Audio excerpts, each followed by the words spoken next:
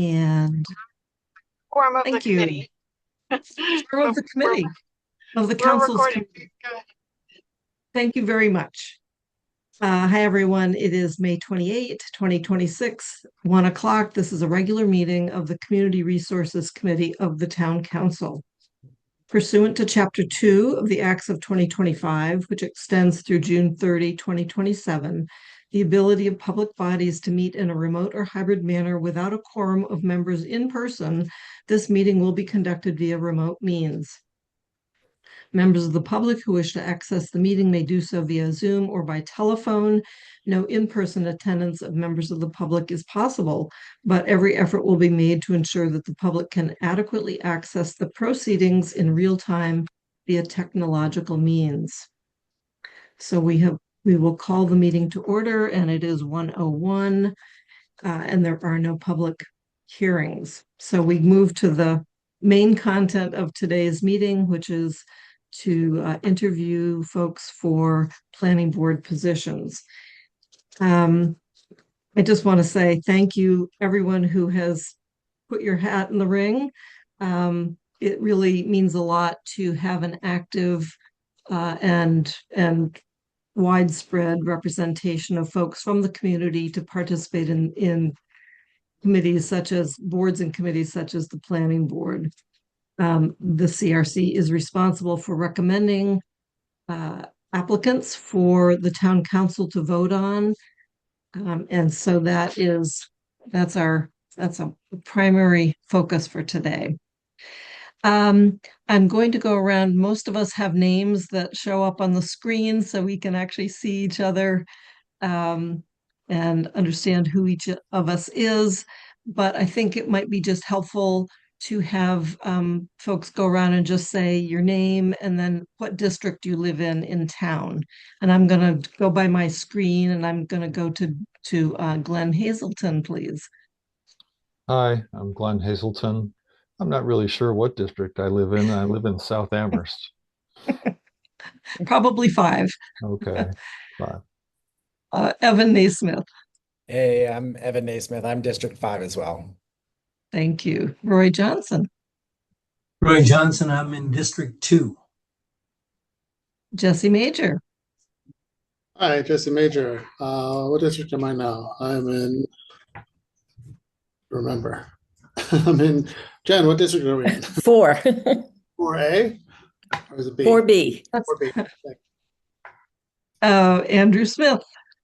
Andrew Smith. I think I'm in District 5. I'm in Amherst Center. Amherst Center. Okay. I'm not sure where Amherst Center is, but That's and then downtown. Fred Hartwell.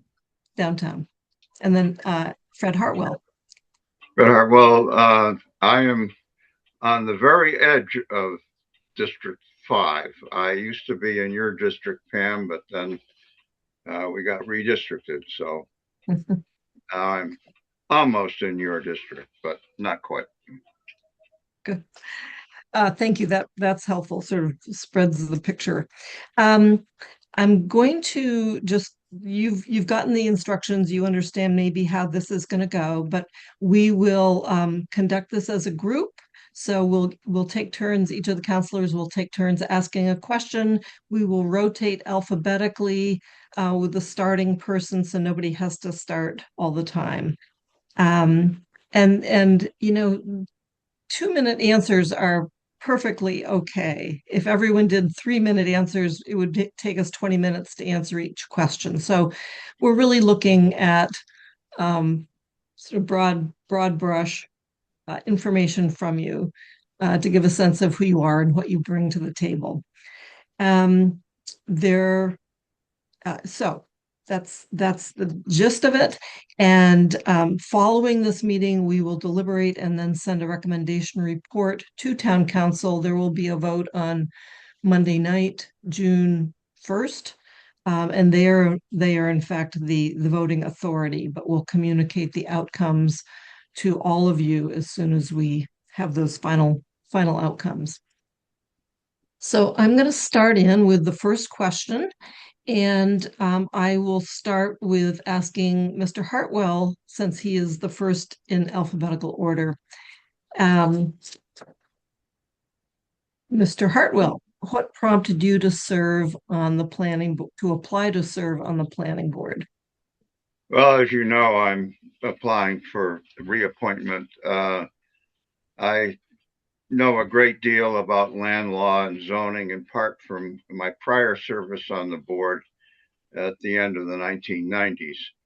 I was encouraged to apply for additional service, and this would be my final term. Thank you. Mr. Hazelton, Hi. I have a lot of experience, both professionally and as a volunteer on town boards. I used to live in Ipswich, Massachusetts, and I've got a lot of professional experience with land use planning problems, and I've got a lot of educational experience with balancing society and environmental needs in terms of what's important to me in the town. And probably the driver for me signing up for this is I'm very interested in design standards and housing that is appropriate. And I'm also very interested in the character and appeal of the town. thank you. Mr. Johnson, Yeah, I became interested because I'm concerned about our community, mainly revenue, global warming, housing. We know that the governor is very concerned about housing and, you know, put the act together for the ADUs to get in place. But we lost a congressional seat in 2010. One of the reasons cited was the lack of housing. So in looking at the different boards, I felt I could help through my real estate experience on the planning board. And I think, with all the land development that I've been involved with and sales and some of the other projects, I think I really can represent the town very well. thank you. Mr. Major, Thanks. Also, we be asking to be reappointed. Like Fred mentioned, I've been on planning board for the last 3 years. My interest in initially getting on and remains the same. Motivating factors are my concern for our town and the housing issue we're facing. I live in the middle of town. I've raised my kids here. I'm worked at UMass the whole time, so I feel like I have a good perspective on many of the driving factors involved, and I think there's a lot we can and should do to keep our town in a successful, vital downtown. I think we need to act now. thank you. Evan Naismith, Mr. Naismith. Thank you. Yes. I was prompted because I think that housing policy is the most powerful tool that we have for achieving just about all of Amherst's values, right? I think that it can be used to achieve racial equity, socioeconomic inclusion, better environmentalism, better relationships with the colleges, and perhaps most importantly, broadening the tax base. I think that there is an extraordinary amount of research out there that we should be tapping into in order to create a more equitable Amherst. I think that there's a ton of win-win solutions out there, and I think that housing is the way to go. If I thought that the best way forward was by improving Amherst public schools, I'd be applying to the school council right now. But I sincerely believe that a smart housing policy would have an incredible effect on Amherst. Great, thank you. Mr. Smith.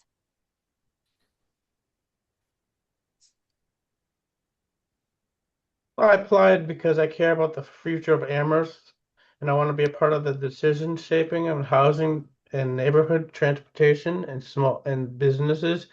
Also affordable housing. The quality of life is changing, and especially in housing pressures, student housing demands, affordable concerns, and the need of support of seniors and families. I want to serve because I believe planning should be fair, practical, and community focused, and I am interested in helping Amherst grow. Thank you. That wraps up the first question. I'm going to pass it to Andy, and we would start with Mr. Hazelton on this round.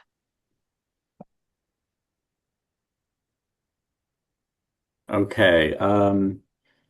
Second question is, what experience, knowledge, or expertise might you bring to the planning board that can make it successful? And please include any experience you have appearing before or serving on the planning board or ZBA or watching one of their meetings. So experience, knowledge, expertise. Okay, And Mr. Hazelton. right. Okay. Well, as I mentioned previously, I have a lot of experience solving problems, and I've been trained to use this problem-solving methodology, which includes inventory analysis and synthesis and recommendations, and then kind of re-looking at the problem again. And I've used this method for a long time. I'm a graduate of the Conway School. I graduated there in 1975. I have a PhD in natural resource management from North Carolina State, which was in '88. And since then, I've worked for a lot of environmental firms, a lot of landscape firms, and I was also um, the GIS manager for the MWRA for 20 plus years.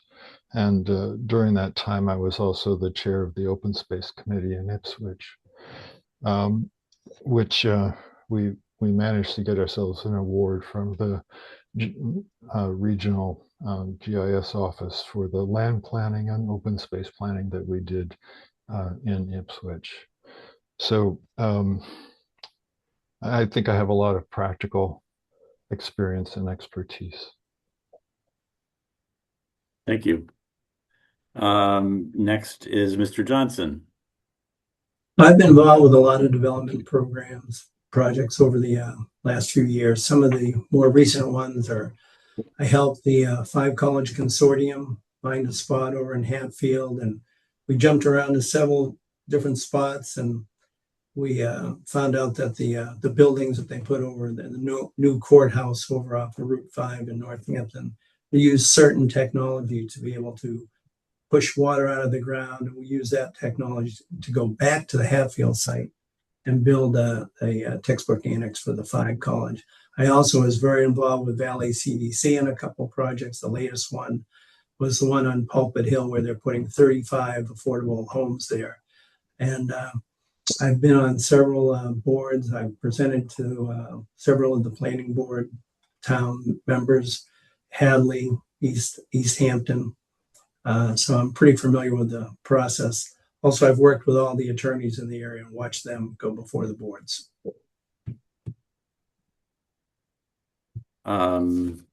Great. Mr. Major.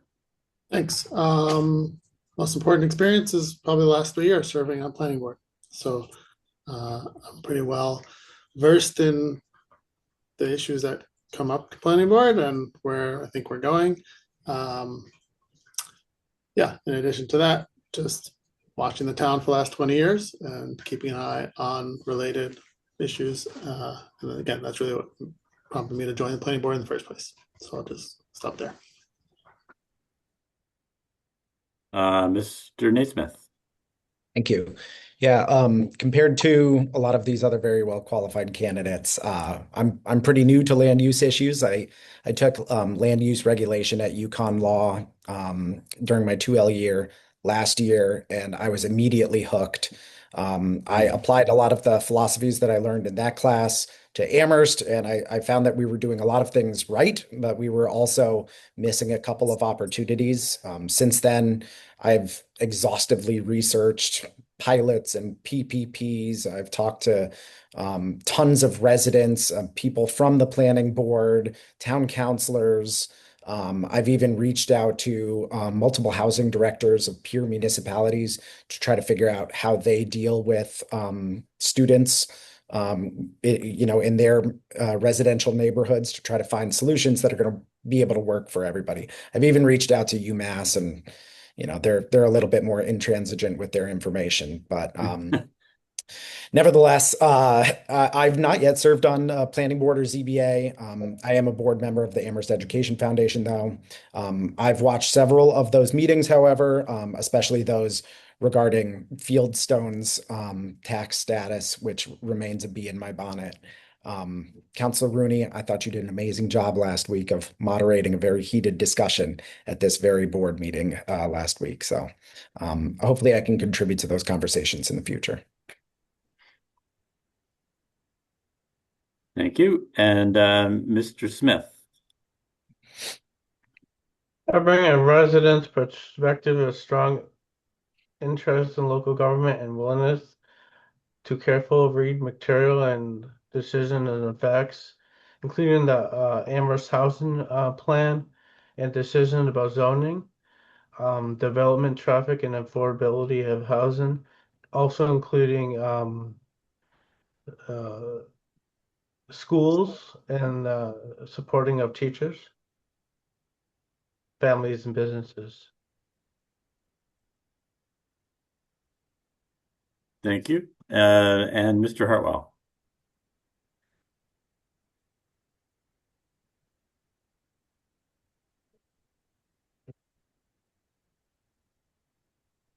Fred, You're muted. You're muted. Now I'm not muted. Sorry about that. In addition to my prior service on the board, I come from a career of as a master electrician, and aside from the direct subject background, I'm very familiar with architectural plans, and I also have extensive experience understanding property descriptions and using the records in the property in the registry of deeds. This was essential in generating the Crow Hill history that I wrote for department staff. Walker Paulo was impressed with that and gave it a wide circulation. I also have over 60 years of living in the town of Amherst, and I have, let's see, 54 years experience as a landlord in the town of Amherst. And trust me, I've seen it all the way up to including finding a dead tenant nude in a bathtub. So yeah, I've seen it all, and I'd like to continue giving back to the town.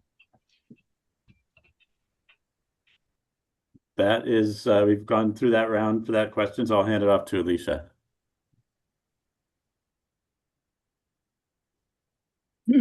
Thank you, Andy. The next question is, tell us about an experience you have had collaborating with a group, particularly where opinions conflicted or the decision was controversial. And we are going to start with Mr. Johnson. So I've been on several boards over the years. My most recent boards in real estate were at the Realtor Association of the Pioneer Valley, where I served on the governance committee, and we would talk about new ideas in real estate. And from there, I was selected to be on the Mass Association of Realtors board, and I spent a short period of time there listening and helping coordinate those activities. Before that, I served on a committee with the Olympic Committee. I served on a couple of national governing bodies, and that gave me a lot of insight into really keeping an open mind, making sure that you're listening, and before going into meetings, making sure you understand where all of your colleagues are, what their agendas are, and being able to listen and pull all those agendas together to be able to make some headway in a committee. Thank you. Next, we have Mr. Major. Thanks. Collaborating around controversial decisions. Take your pick from the last few years on planning board. There have been quite a few. I would add also in my role at UMass, I'm trained as a scientist. I have an administrative role now where that's basically what I do every day, is different groups trying to, or have different agendas, and trying to help navigate that space to some solution that might not make everybody happy, but in a way that does not get too contentious. And I really feel my training as a scientist lets me stay a little more logical and a little more rational, less emotional response. And I think that's the key to any kind of collaborative decision making. Thank you. Next we have Mr. Naismith. Thank you. Yeah. I was asked this question by Finance Committee last month, so I need to come up with a new answer. A couple weeks ago, I competed in the National Dispute Resolution Society's public policy negotiations at UConn Law. And as my team advanced through the rounds, we were assigned all these different positions. Sometimes we were kind of the conservative team, sometimes we were the more progressive team. But the negotiations, they weren't scored on like mastery of law, but more on like how each team conducted itself.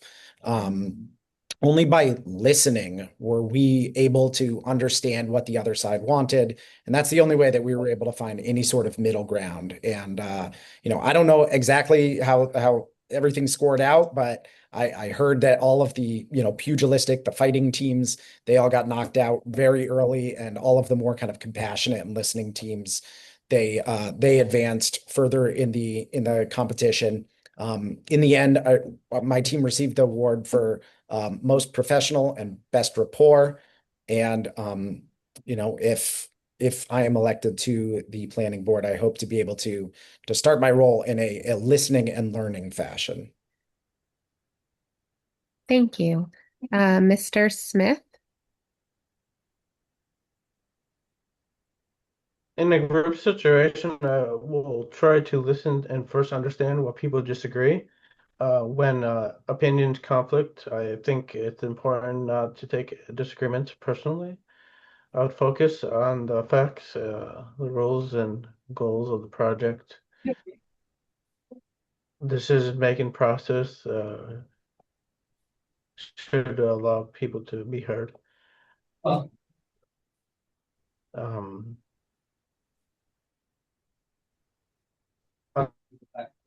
The planning board, I would respect different viewpoints, housing.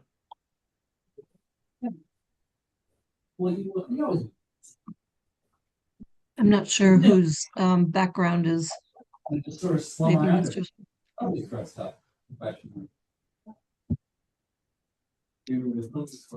Thank you. And next we have Mr. Hartwell.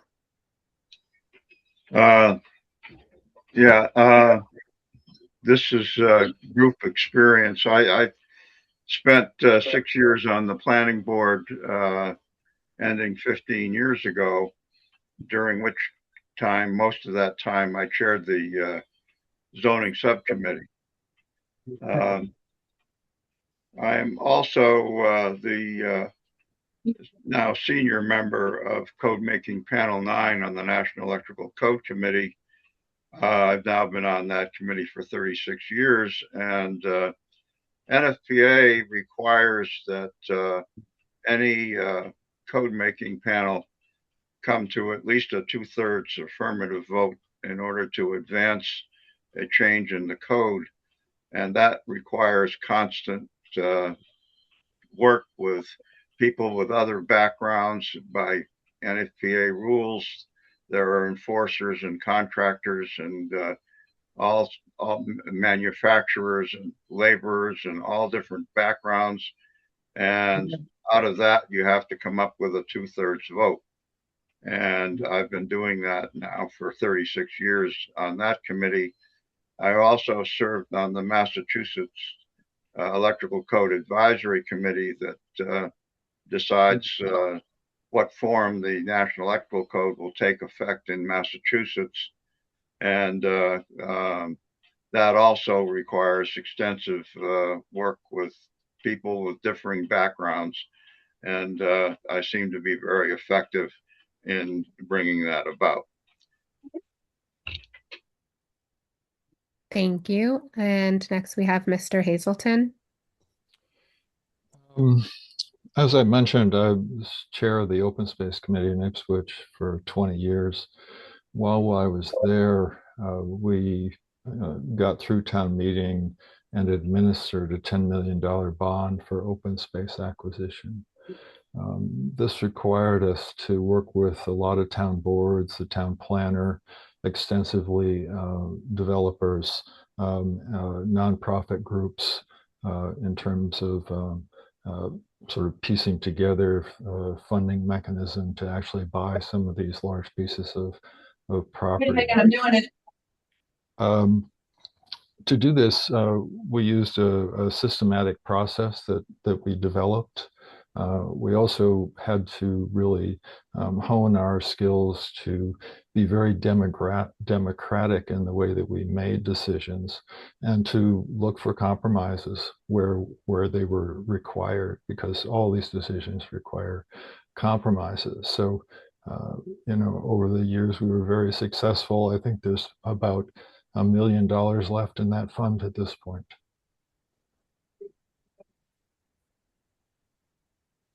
Thank you. And I will pass to Jennifer for the next question. Okay, thank you.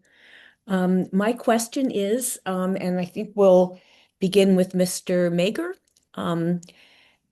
for the first response. If you could please describe how the planning board can help achieve the goals of the master plan. Sure. Real simple question, right? Master plan is a impressive and extensive document, as we all know. I was just looking over the table of contents. There's at least 3 or 4 chapters where planning board, I think, is integral in trying to achieve the goals. So land use, demographics and housing, economic development, open space and recreation. These are all areas that the planning board has to consider with almost any type of new development, changes to zoning, overlay, changes to bylaws, things like ADU. All these factors have to be, all the sort of goals laid out in the master plan need to be considered when approaching each of these issues. Now, fortunately, we also now have housing production plan and hopefully soon design standards to help guide us and help give us some direction. And I think that, again, the planning board is central to accomplishing much of the direction that we want the town to go in, as laid out in the master plan.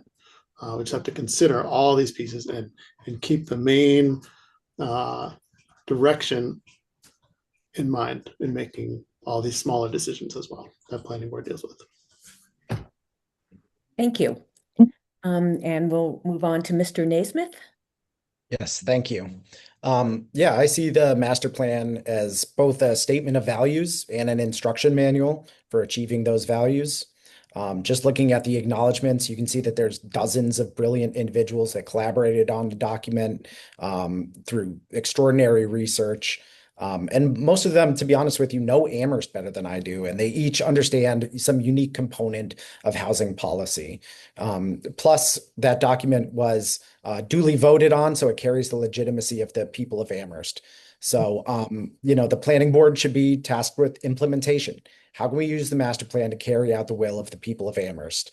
Obviously, there's been a lot of changes in Amherst since then, right? I mean, we have the switch over to the town council, the closure of Hampshire College. Housing economics has evolved a lot in the 15 years that since the master plan was drafted or re-implemented.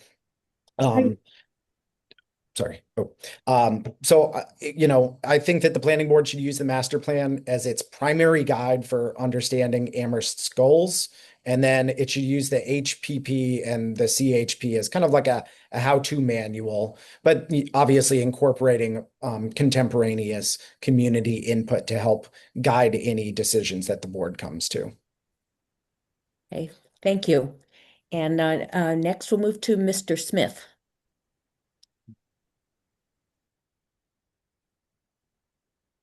I think Amherst's long-term goal means supporting housing choice, affordable housing, environmental protection, public transportation, and the board should not only look at each project as installation. It should ask whether a proposal supports the larger vision for Amherst. The planning board has also recommended zoning changes, current rules community and the master plan. Okay, thank you. And, I'm sorry, Mr. Hartwell? Yeah, no, I had to. This time I made sure I unmuted myself. Yeah, I agree with Jesse. I think the most relevant document is the housing production plan because it's contemporaneous. The master plan was adopted on February 3rd, 2010, and it anticipated being revised every 5 years. It has not been revised. So in terms of the master plan, I think the first thing we really got to look at is at this point, it's well overdue. We need to take that up. There have been huge changes since the master plan was adopted, both in applicable state law, such as for accessory dwelling units, and also very powerful changes in market economics, such as the impact of limited liability corporations on the rental housing market.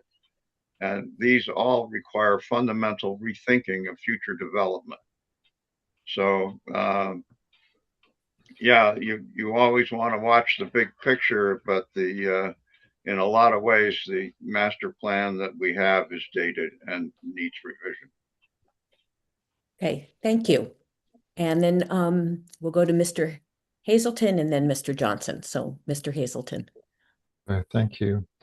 Well, as I read through the master plan, the goals are fairly straightforward: housing development, economic health, and cultural facility improvement or expansion. And I think the planning board can help with a lot of those things, specifically by helping to complete an inventory of key locations in town that could be developed or be used for economic use. Adaptive refining and adoption of land use regulations to broaden the tax base and facilitate growth. Work to balance housing growth with open space and town character. And to promote adaptive reuse of buildings and land balanced with neighborhood character. Thank you. Mr. Johnson? Yes, in reading over the master plan, I found a lot of interesting items in there that I'd love to explore with the planning board, but there are two that really stuck out. One was H1B, and that's where you could take and build smaller units in smaller areas to really increase the housing, because there aren't that many land spaces available, especially in Amherst with the university owning so much land and the other colleges. Then the other would be in the H2 section would be encouraging a streamlining of the process. So people wanting to build affordable housing, making sure that those developers can move forward in a timely fashion. And that would be two areas that, just looking at briefly, that I would really be interested in pursuing more. But boy, I'd love to hear what the colleagues in the planning board have to say, because I'm sure there's a lot more to the master plan that we would like to achieve. Thank you. And I think we go back to Pam for the next question. Great. So I have question number 5, and we'll start with Mr. Naismith. Please describe the considerations and objectives you'll use for considering proposed revisions to the zoning bylaws. So considerations and objectives. Yeah, so I think the best place to start is the housing production plan. It's already been endorsed by a majority of the current town council. They're the elected representatives of the people of Amherst, so this is what the people of Amherst want. The HPP's recommendations additionally were exhaustively researched by nonpartisan housing experts, and they're supported by rigorous statistical analysis, They talk about Amherst's unique geography and values. I mean, it's a very exhaustively researched document. So my first criterion for considering revisions would be fidelity to those experts' recommendations. I know that RKG is smarter than me, so unless I have a really compelling reason to stray from their recommendations, I wouldn't. My second criterion is whether any proposed change would help renter affordability. Renters were severely underrepresented in town meeting government for literally like hundreds of years, and they continue actually to be underrepresented in the town council. Our housing policies have lavished extraordinary equity gains on homeowners, but they have simultaneously skyrocketed prices for renters. We need to do a better job of ensuring that everyone can afford to live in Amherst. I don't mean like everyone, you know what I mean. I also want to ensure that, future changes are environmentally progressive and that they help generate revenue. My kids are growing up here. We like going out and hiking, but they also need public school funding. So I'm strongly incentivized to try to satisfy all of those needs. Thank you. I have to remember that I'm the one asking questions. We'll go to Mr. Smith, please. I were to look at whether the changes solve a real problem and whether it's fair, clear, and enforceable, I would consider housing affordability, neighborhood character and parking, environmental impact, accessibility, public safety, and whether the changes support the master plan. I would also want to know the benefits who may be burdened and whether the zoning changes create. My goal would be zoning that allows Amherst to grow responsibly while protecting residents and making the rules easier to understand. Thank you. Mr. Hartwell.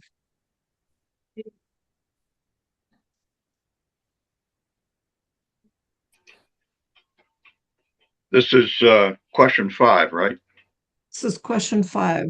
Considerations and objectives for considering proposed revisions to bylaws, zoning bylaws. Yeah, we are confronted with changes that are in the bigger picture that are bringing about existential threats to the livability of neighborhoods, especially in the RG zoning district. UMass has made it clear that they will not be expanding the percentage of undergraduate students housed on campus, at least in the near future. The result is increased competition for housing, with families seeking rental housing in neighborhood settings. One approach is to facilitate owner occupancy where possible. Owner occupancy is a win for the owners, both in terms of income from rents as well as the effective control of antisocial behavior. In the years that Amherst has had a noise bylaw in place, there has never been so much as a single complaint originating from an owner-occupied dwelling. In addition, a seldom recognized benefit is the extraordinary tax benefits that apply for the owners. I am acutely aware that a balance has to be achieved between housing for students and middle income families and who are competing also for rentals. But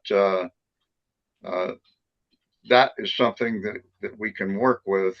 But the university is the elephant in the room here. Thank you. Mr. Hazelton. In terms of zoning, I think there's 3 main things. One is the overlay districts, like the historic districts, the watershed districts, conservation districts. Those need to be taken into consideration with regard to any changes to the underlying zoning in those particular areas. Also, the character and fabric of areas is often defined by what borders a particular site, not necessarily just the site alone. And so, there has to be sort of a more wide look at changes that might affect not just the single site, but the area around it as well. And then lastly, demographics are definitely changing, and pressure is coming from a lot of different places. This needs to be balanced with environmental needs and town character needs as well.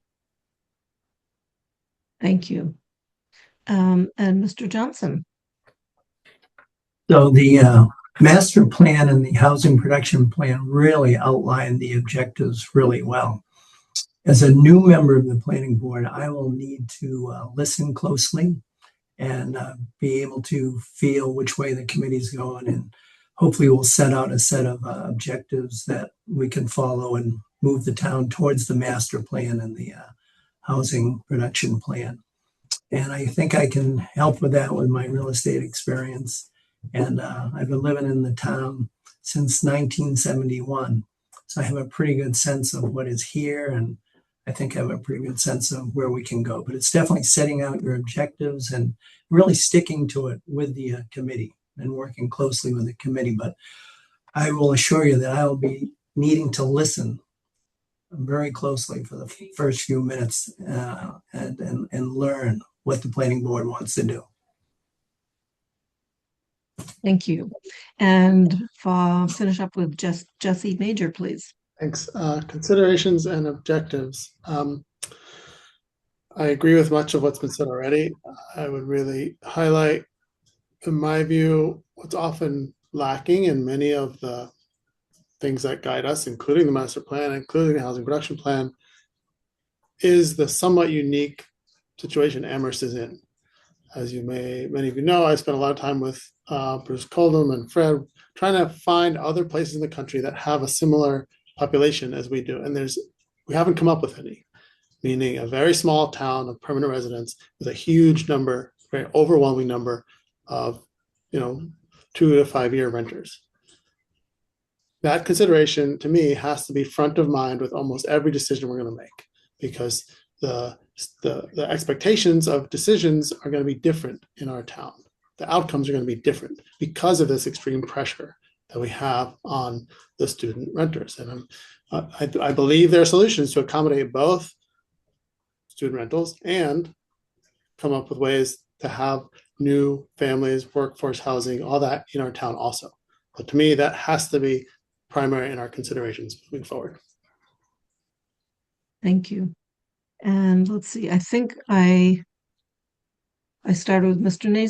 Naismith, so I think we did that round. I'm going to turn this over to Andy to start with Mr. Smith. Great. So we will start with Mr. Smith. And the question is, what is your approach to incorporating public input into your decision making?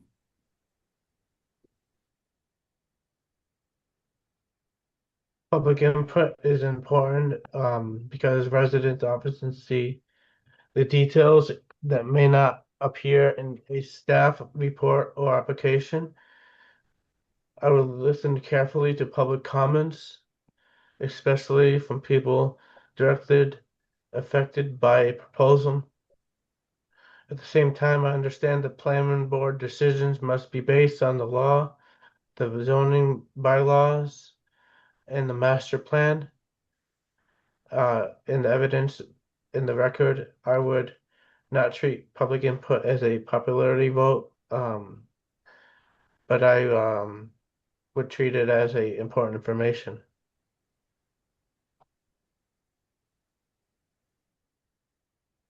Thank you. Mr. Hartwell.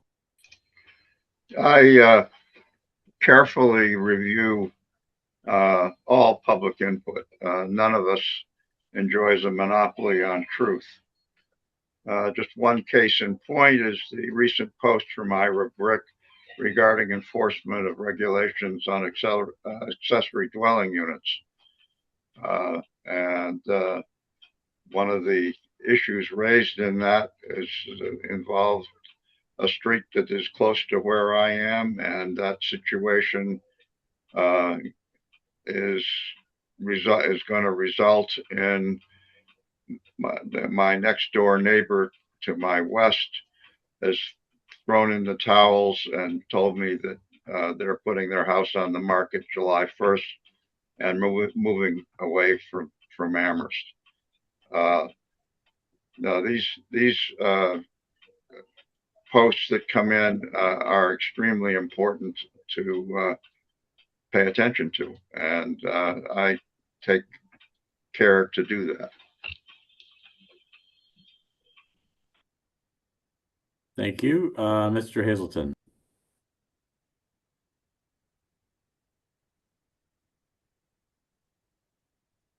You're muted. You're muted.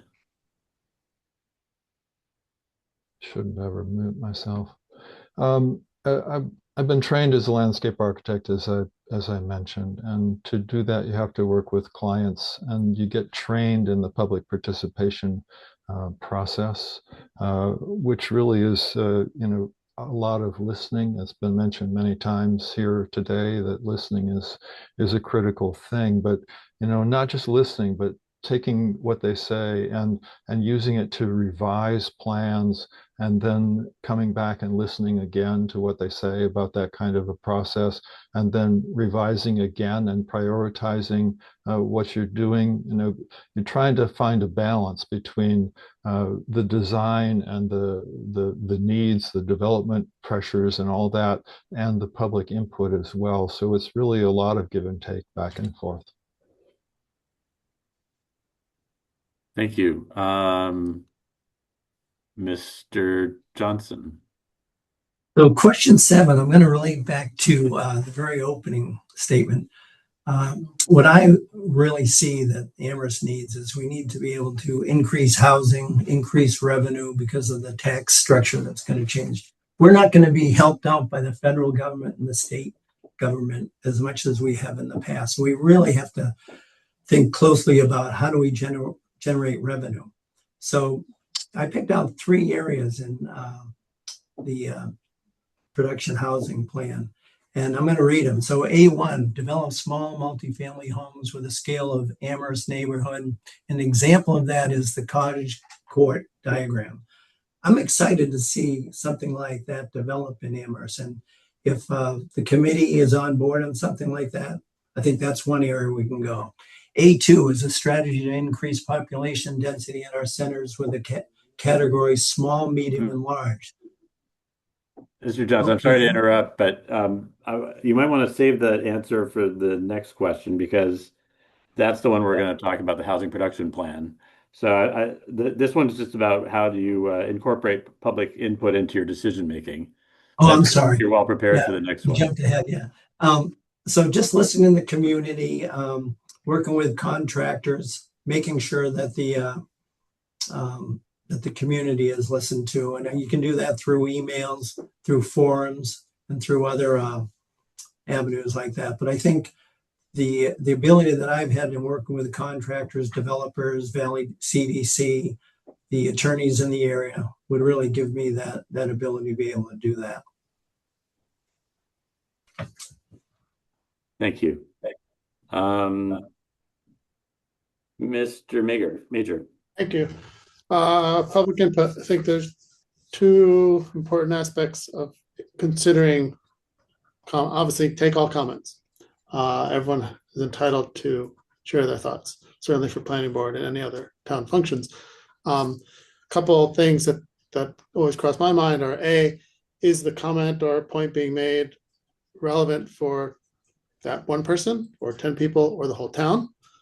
Secondly, is this an issue, a comment that's a short-term issue or a longer-term planning thought process? If planning board, just like council, is tasked to steer things for the long term, also address short-term needs, but that's important consideration in incorporating any kind of input. We as a planning board are tasked with the broader vision and the long-term planning. And so I think sometimes that has to supersede comments around short-term needs or concerns. Thank you. Mr. Naismith, and again, this is incorporating public input into your decision making. Perfect. Thank you. Yeah. First off, I want to say whatever Roy Johnson says, I second that motion. It's good stuff from him. But yeah, incorporating public input is critical. I've had extensive and maybe too public discussions with lots of stakeholders in Amherst. Here's the thing, though, is that I strongly disagree with the policy preferences of some of Amherst's most outspoken housing advocates, but I universally agree with the objectives that they want to pursue. The entire reason that I'm applying to serve on the Amherst Planning Board is to find solutions that are fiscally responsible, environmentally responsible, and socially responsible. I think that we also need to hear the voices that are not present at public comment, right? We know that renters very rarely show up to planning board or town council meetings. They deserve a voice, and I'm committed to listening to it. That being said, Amherst Planning Board members, they have a duty to find tried and true solutions to help Amherst live out its professed values. I have a voracious appetite for learning and Amherst history, and I want to talk to all of the residents and try to incorporate as much of what their values are as well. So I want to try to come up with some answers that we know have worked in other municipalities and then customize those to fit Amherst values. Thank you. And I believe that's everybody on this question. So we'll move to Alicia for number 7. Thank you.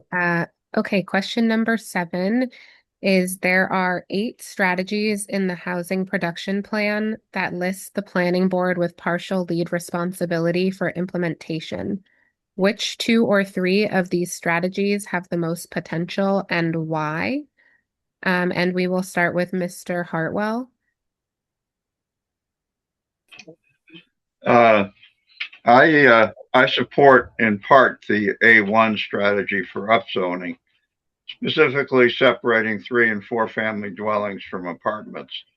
I'm also intrigued by the cottage court approach because it increases the likelihood of medium income owner occupants to acquire equity and thereby have upward economic mobility. I'm more cautious about townwide rezoning because of likely unanticipated density problems in existing neighborhoods. I also support the A2 strategy, removing the 24-unit limit on apartments.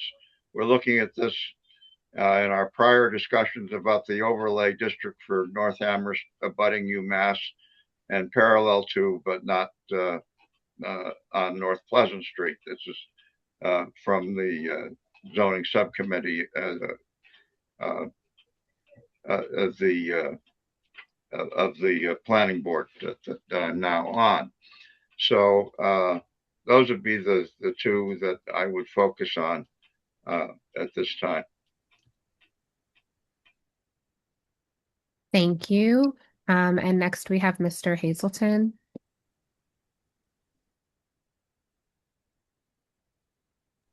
Oops, sorry, I think you're on mute. Okay. I need to pay more attention to mutes.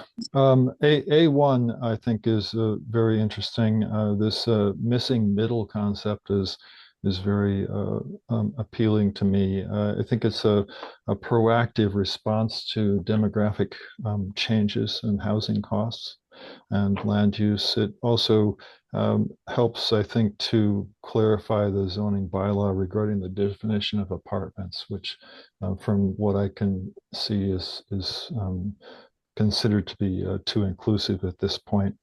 A3, I think it's interesting to facilitate infill development and reuse where appropriate. I think the where appropriate is important, and I like the concept of using the Pioneer Valley Planning Commission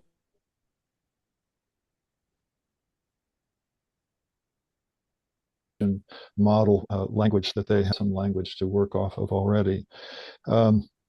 It also, this particular one would also facilitate the inventory of properties that I mentioned earlier to determine lands for conservation or development, or that are that could potentially be compromised or have some potential for change of use. And lastly, A5, I think is interesting. The unit per acre method instead of lot size, I think would be very interesting to explore in terms of the ability to have more flexibility in lot dimensions and placement of structures inside of lots. It would also help to lower the approval process costs, which are critical, I think, for the developers. And I just want to note that in the New York Times on Monday, there was a really interesting article on housing and ways to cut costs of housing. And they mentioned in there that just a 10% reduction in the approval cost could help a lot in terms of sparking small developers' desire to take on some of these projects. And they also mentioned a concept which might be worth looking into as well, which is some pre-approved designs that could be used in different parts of town that would also streamline the process and make it a lot more affordable for the developers. Thank you. And next we have Mr. Johnson. First of all, I apologize for jumping the gun and getting into question 7, but as you can see, I am passionate. And part of why I'm passionate is, we want to increase housing, but also we want to make sure that we have enough money to fund our schools. My 3 children got an amazing education in the Amherst school system, and we want to make sure we keep that strong. So I was excited about question 7, and I picked 3 areas. One is to develop small family homes on the scale of Amherst neighborhood. And the cottage court diagram really caught my attention. I'd really like to try to explore that with the planning board. A2 was a strategy to increase population density in our centers. Remember, if we have the 5 different centers and we keep building around there, people will be able to walk, they won't have to get in their cars. And I'm really excited about trying to develop the centers even more. And then the A9 is where get pre-approved plans for the ADU units and different plans like that. So we don't hold up the process because we're running out of time. And we really need to start working on this stuff to make sure that we have some revenue to fund our schools, fund some of our streets. And I'm really excited about these things that are in the housing production plan. Thanks. Thank you. And next we have Mr. Major. Thank you. So missing middle, A1, I think is critical. However, I'm going to harken back to my earlier comment, which is we can't just dive in with this because without additional strategy to ensure they are permanent residents, it will just be medium-term renters for anything new that's built. So I agree with the need. I don't think this is the way it's written going to get there. Anything that gets built is going to become a rental, largely for students right now. I think we all have to admit that. The planning board has to admit that. The town has to come up with some other strategies. So I see that as a need, and I passionately want to accomplish that for our town. In order to have students to go to the schools, we have to think up slightly different ways to approach it. I'm very much in favor of upzoning or densifying specific areas of town that we might recognize as appropriate to do that. Again, I think that needs to be in a pretty intentional and careful manner as to where that happens. I agree there are a lot of different ways we could look at cottage style or other type development which we don't have in town that I think have a lot of potential for certain pockets as well. Again, needing to respect, I think, the character of many of our neighborhoods at the same time. Thanks. Thank you. Next we have Mr. Naismith. Yes, thank you, Councilor Walker. Yeah, I'm particularly drawn to creating a Chapter 40R smart growth overlay in Amherst, especially at the village centers in East, South, and North Amherst, especially in the Hampshire College property, if God willing. But since these areas are on the periphery of town, traffic concerns are far fewer. They can support greater densification. We know that Amherst is woefully short on affordable housing units, and a 40R smart growth overlay guarantees the production of affordable housing units. Furthermore, such units would likely be subsidized by the state or federal governments, which to me is a win-win for our community. It's money coming in from outside of our community to build homes for us, which is incredible. Additionally, those projects allow us to give preference to local applicants. So that kind of threads the needle that Jesse was talking about, a very important issue. So long as those developments comply with our environmental standards, seems like an amazing solution. Another no-brainer to me is the opportunity to facilitate infill development, again, mostly downtown, but also looking at the village centers. I mean, there are literal gas stations in the very center of our downtown that nobody uses. By incorporating more flexibility into the infill standards, we could dramatically increase the utility of downtown space. Downtown infill decreases reliance on cars. It costs the town far less in terms of utility hookups, and it really helps us return residential neighborhoods to family while simultaneously promoting local businesses. So again, we can do all of that without chopping down a single tree, which to me is like win, win, win, win, win. Thank you. Next we have Mr. Smith. Well, I'm not quite sure how to answer this question. This things that still learning. But I support affordable housing. Yeah. Thank you. And now I will pass it to Jennifer for the next question. Okay, thank you, Alicia. The eighth question is, and we'll start with Mr. Hazelton will be responding first. And the question is really just what else would you like us to know about what makes you a strong candidate for the planning board? Okay. So, Mr. Hazelton, thanks. I didn't mute myself this time, so I don't have to worry about that.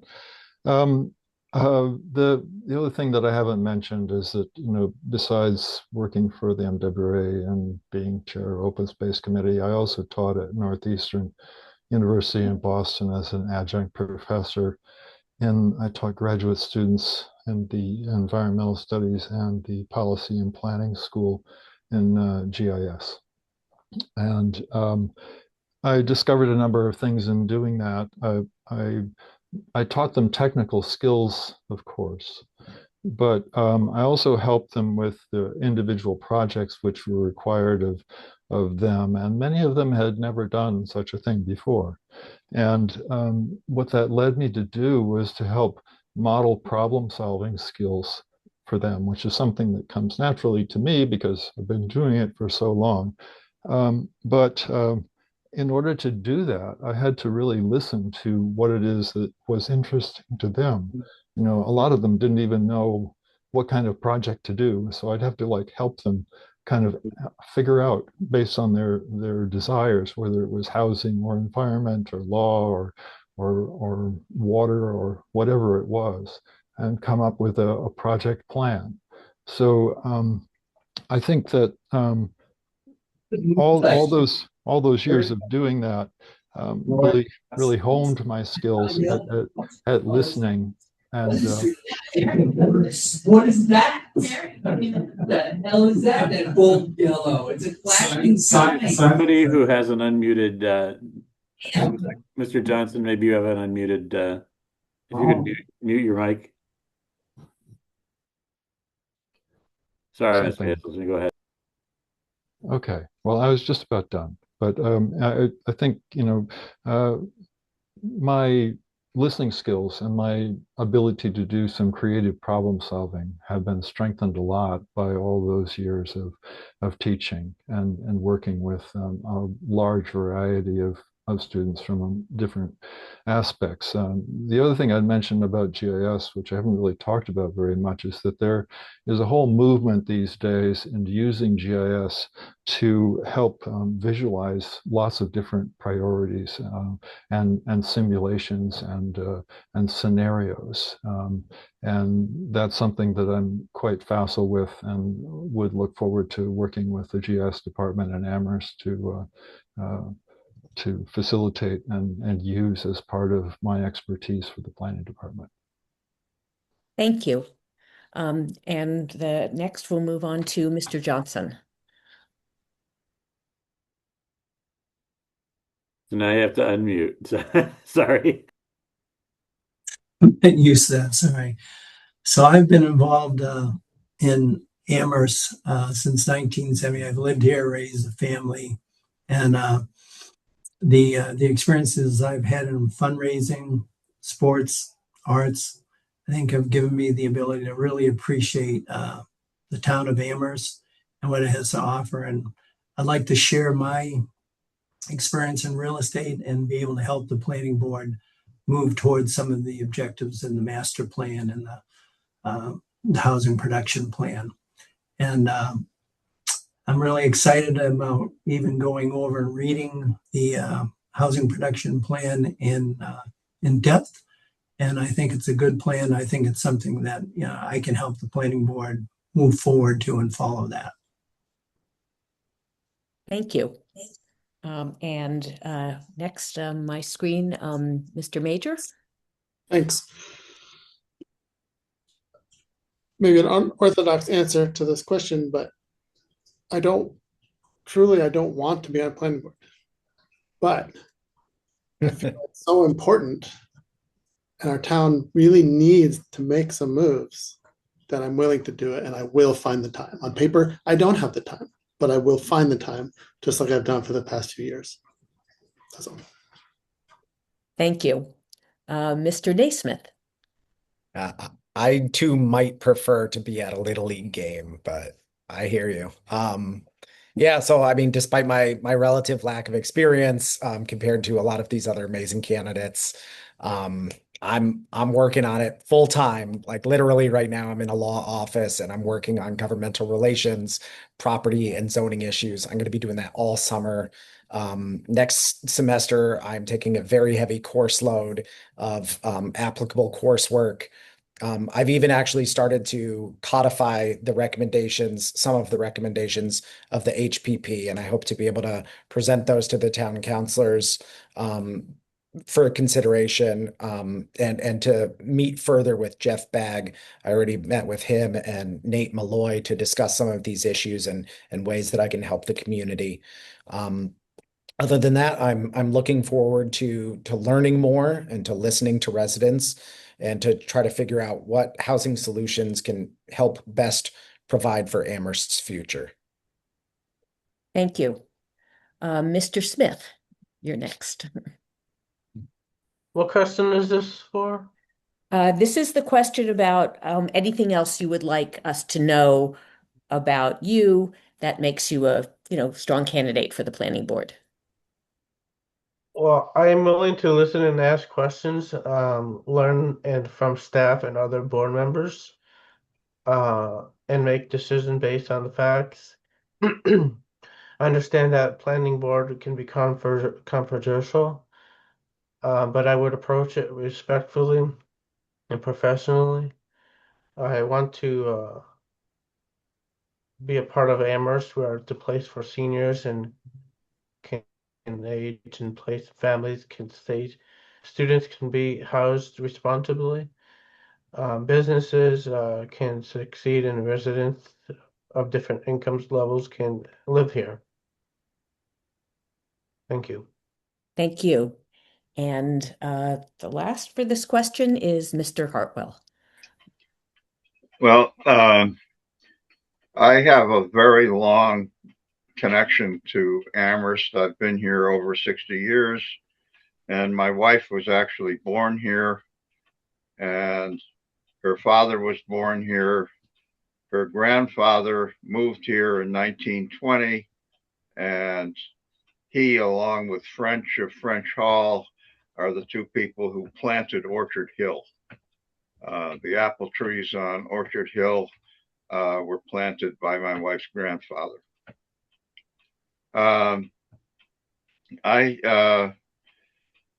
The other thing that I bring to the planning board is a saying that I invented for myself, I don't know how many decades ago, and that is that talk is cheap. Hartwell, what have you done to complain? You have to earn the right to complain. And a case in point was, I remember when I was working as an electrician in the 1970s and 80s, and things in the National Electrical Code, I looked at them and I said, this doesn't make sense. And then I said, wait a minute, Hartwell, you haven't earned the right to complain. When have you submitted a proposal to fix the code? And so I submitted 25 proposals to fix the 1990 code, and I got 8 of them. And I said, wow, I'm going to submit 50 public comments, and I got 25 of those. And now, all these years later, I am the senior member of a code making panel, and over 1,000 changes in the National Electrical Code came through me. And, well, when something happened in my neighborhood and we got all exercised about it, I said, well, wait a minute. I haven't earned the right to complain about this. We have a representative town meeting. Fix it. So I wrote up an amendment to the zoning bylaw. It went to the town meeting. It passed unanimously. The moderator took me aside and said, Fred, you just saved the general residence zoning district. And then someone talked to the town manager and said, get this guy on the planning board. And that's how I made entry to the planning board the first time. So yeah, I pride myself on earning the right to complain. Well said. Thank you. And I thank everyone for their responses to that question, and we'll go back to Pam.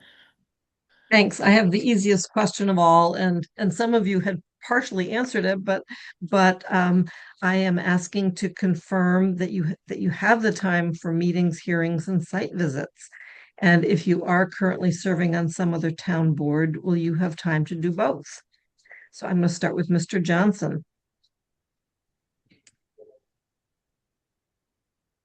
You're muted. You're muted. How's that? Thank you so Beautiful. much. I have 3 adult sons, 2 grandchildren. They're all 3 hours away. So I have plenty of free time. As I said, I've lived in Amherst since 1978. And anybody that knows me knows that I love projects. And so if you give me something to do in the planning board, I'll roll up my sleeves and get it done, no matter how much time it takes. And so for those reasons, and you really am passionate about Amherst. It's one of my, I tell people it's going to be the greatest place on earth to live, and I really believe that. And I am really concerned about our budgets. It'd be nice not to see a Prop 2.5 come up, but we really need to try to increase revenue, and that's what I'd like to help. And I think we'll really keep Amherst looking the same. That's the goal, but still be able to increase revenues and through housing, and keep our schools strong and our roads paved and all the other things that the town needs to take care of. But thank you so much for entertaining me in this interview. It's been an eye-opening experience, and thanks again.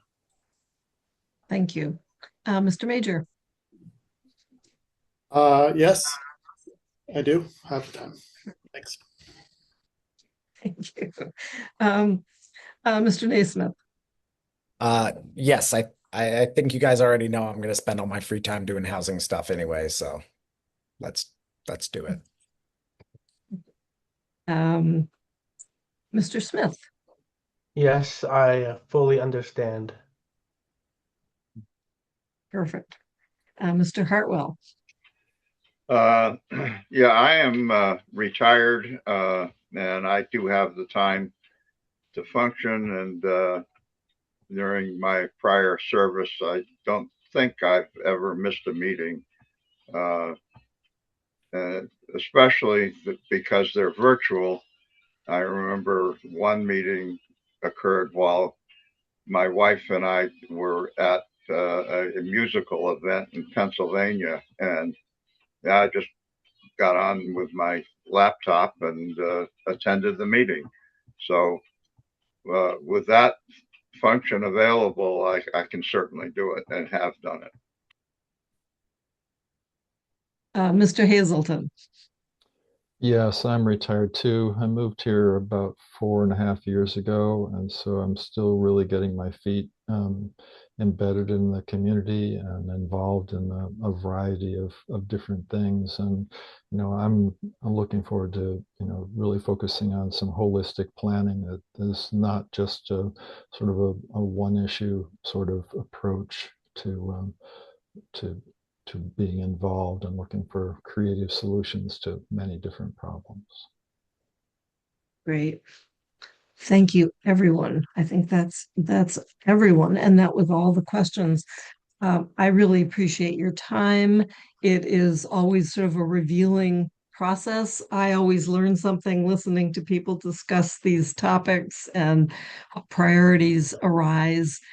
As I said before, we'll send you back to the audience. You can hang around and listen, or you can go off and, weed your garden or whatever important things you have left to do for the day.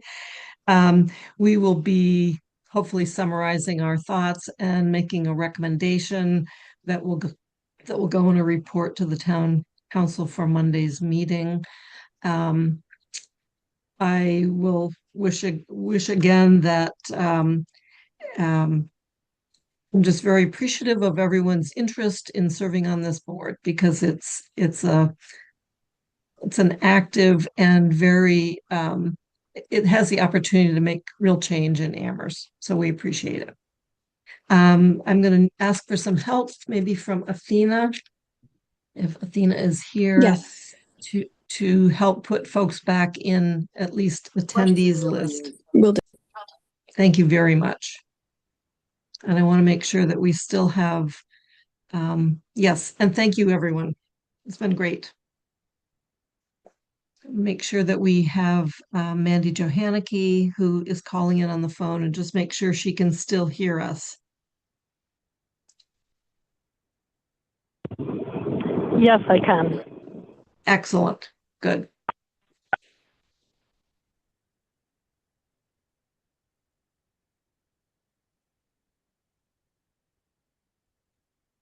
Great. So this is the CRC. We have a number of folks now in the audience. This is always the harder part. The interviews are interesting. The harder part is the discussion. We will. I open up the floor to thoughts.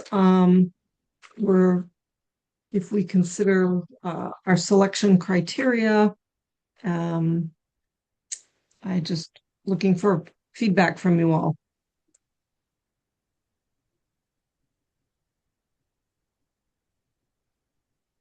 Andy. Yeah, I'm new to this committee and the process. I'm wondering how you've done it in the past. Do people sort of say, do we go around and say, here are my top choices, or do we, sort of go to each person and say pluses and minuses, or what's the best way to do it, or the previous way to do it? We've done it. It's a little bit ad-libbed, but I think if you found some strong points that you would like to emphasize, somebody that you felt met your expectations for a good planning board member.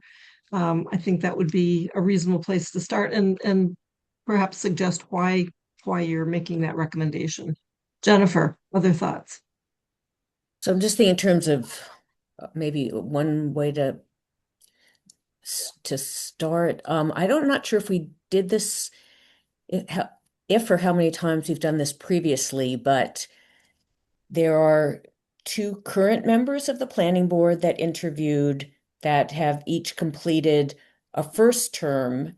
And, I don't know that it's written anywhere, but, we usually offer a second term to members that have completed a first term in good standing. So that's maybe one way. I mean, that could be one way to think about it. Mm-hmm. And I guess I would support the two current members to have the second term. Okay, Mandy Jo.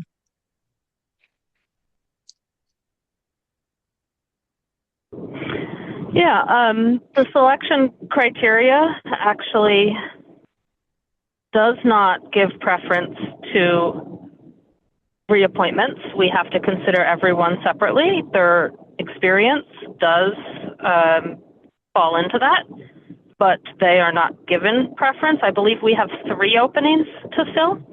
I will say the selection criteria priority areas are construction, urban planning, architecture, real estate, law, civil engineering. Jesse Major has 2 years of architecture school, and the experience of being on a board. He seemed to have a very good idea of the master plan and how the planning board could implement that, as well as looking at missing middle housing on the housing production plan. Roy Johnson has the construction experience that is a priority area of selection criteria, and pointed out the cost ramifications. Well, he could be useful on the planning board with that construction experience by being able to better understand the cost ramifications of any suggestions made for changes, but also has a lot of knowledge about how to deal with that housing production plan regarding that and the master plan on what we can do to actually make housing more affordable, which is one of the council's big goals. And the other one other candidate I would point out is Evan Naismith with his legal background. He's not a lawyer yet, but he's done the coursework in property law and land use regulation. His research is focused on housing policy. One of the big things that the planning board is coming up doing is planning. It's not just about the applications, it's about housing policy itself. And I see his experience in actual housing policy research as very helpful to the planning board. So those are the 3 that I would support for, if my understanding is we have 3 for a recommending appointment to the planning board. Thank you. Thank you. Any other thoughts?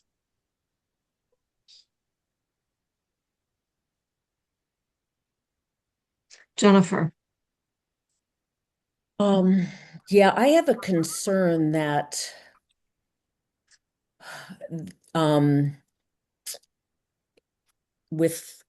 having 3 planning board members from a small neighborhood. That Mr. Naismith lives in the same neighborhood as 2 of the current planning board members. And actually, I think 2 of and Mr. Hazelton, I believe, lives in the same neighborhood. So that's a concern for me. So you're thinking, you're talking about sort of geographical distribution. Yes, I mean, Okay. there's 7 members of the planning board, and to have more than half of them from the same neighborhood Mm, doesn't seem very representative of the town. Mandy Jo.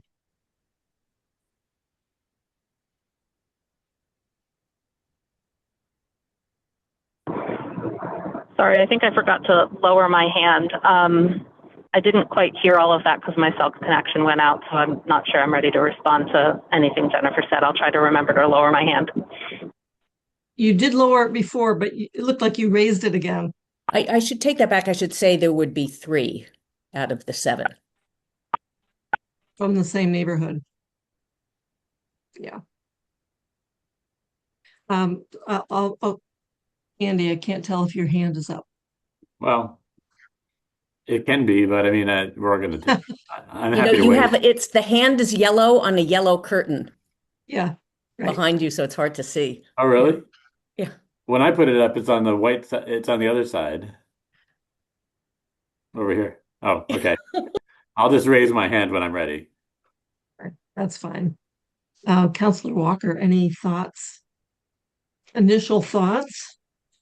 Yeah, I think what my thought process is at this moment is that I feel like we have a great pool of candidates.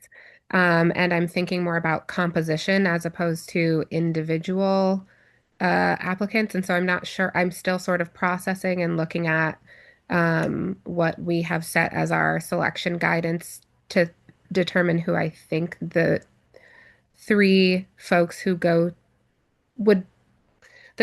we would like to add to the planning board could be, and how they would fit with the existing planning board members and together in terms of diversity of experience and covering sort of different areas there. I think that there seemed to be actually a lot of sort of similar ideas around the master plan and the housing production plan that I was happy to hear folks' sort of thought and stance on those things. And so I'm sort of thinking about all of those things and trying to figure out what a good spread might be. So I'm interested to hear what other folks think, and I need a few more minutes.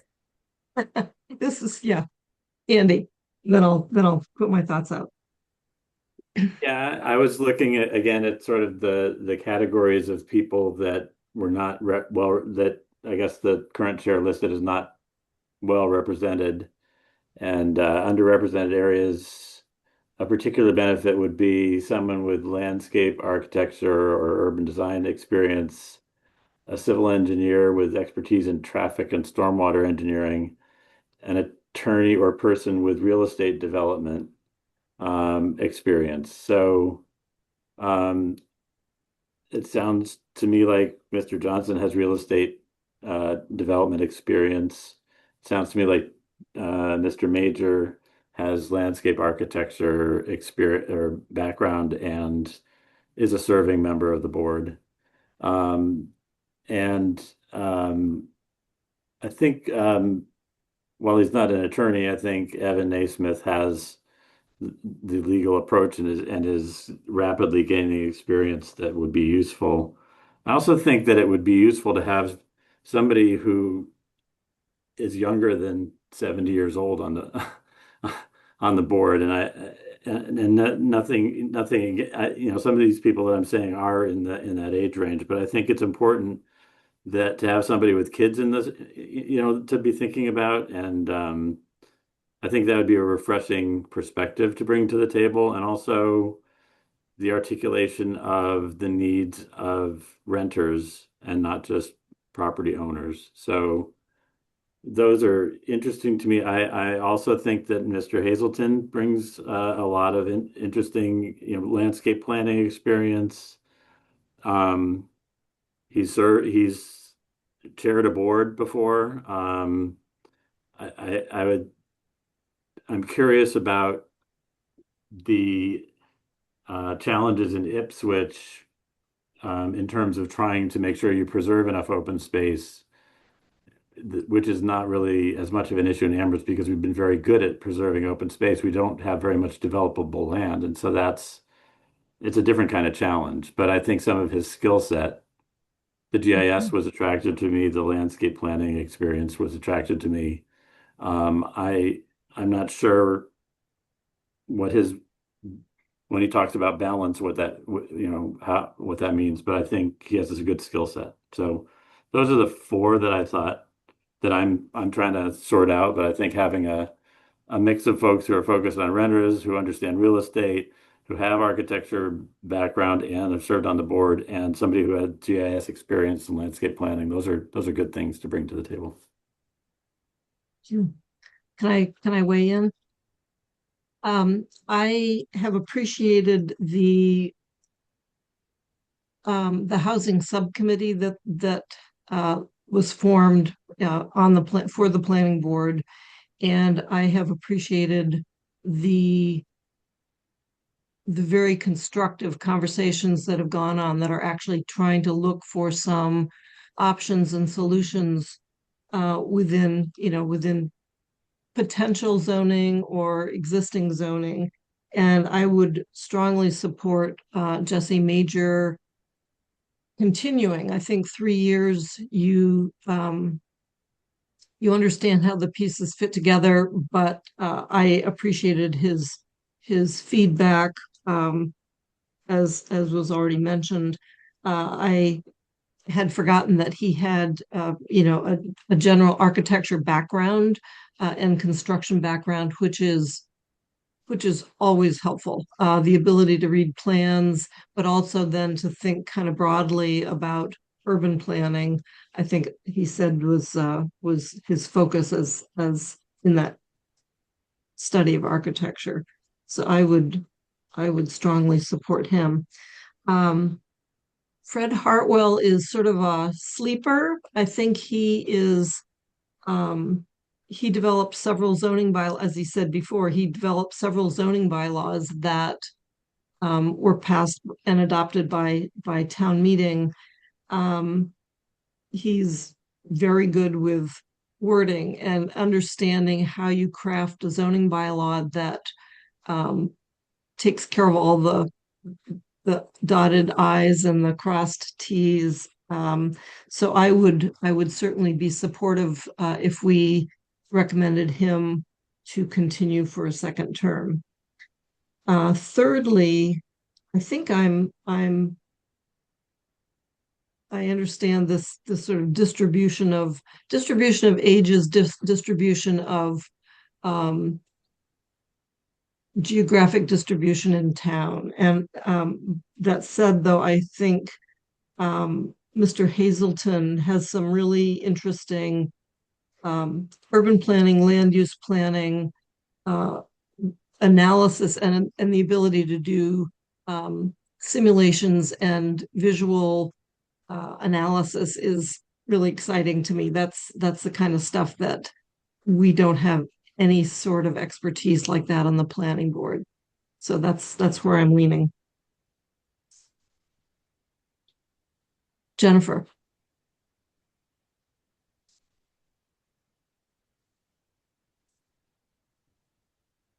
You're muted. I'm sorry. That's okay. My support for Fred Hartwell isn't just that, he has finished one term and could do a second. I think he's been a really, productive and contributing member of the planning board for the last 3 years. And we rarely have someone on the planning board that really has the construction skills. I mean, that actually does the building. And so he knows code, and he's involved in has spent his career in the construction process and has really been thinking about and contributing to these issues in Amherst for a very long time. I think Mr. Johnson, he clearly also brings a number of the skills that the planning board chair, suggested that he put in the criteria. He is from District 2.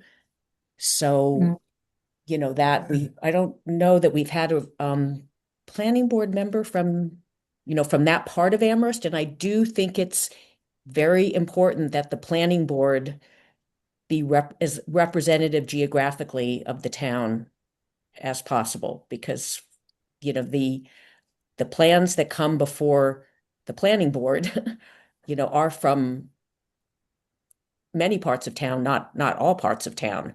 And we do have 2 members from Amherst Woods that are from a younger generation with children in the school. So I think geographically and in terms of an age demographic, I'd certainly like to see more younger, people with families now in Amherst, on our boards and committees. But I think the geographic representation is also important. And I think, but I also agree that Mr. Hazelton brings a really excellent skill set and many years of experience in local government. So that's a tough one. Mandy Jo, you have your hand raised.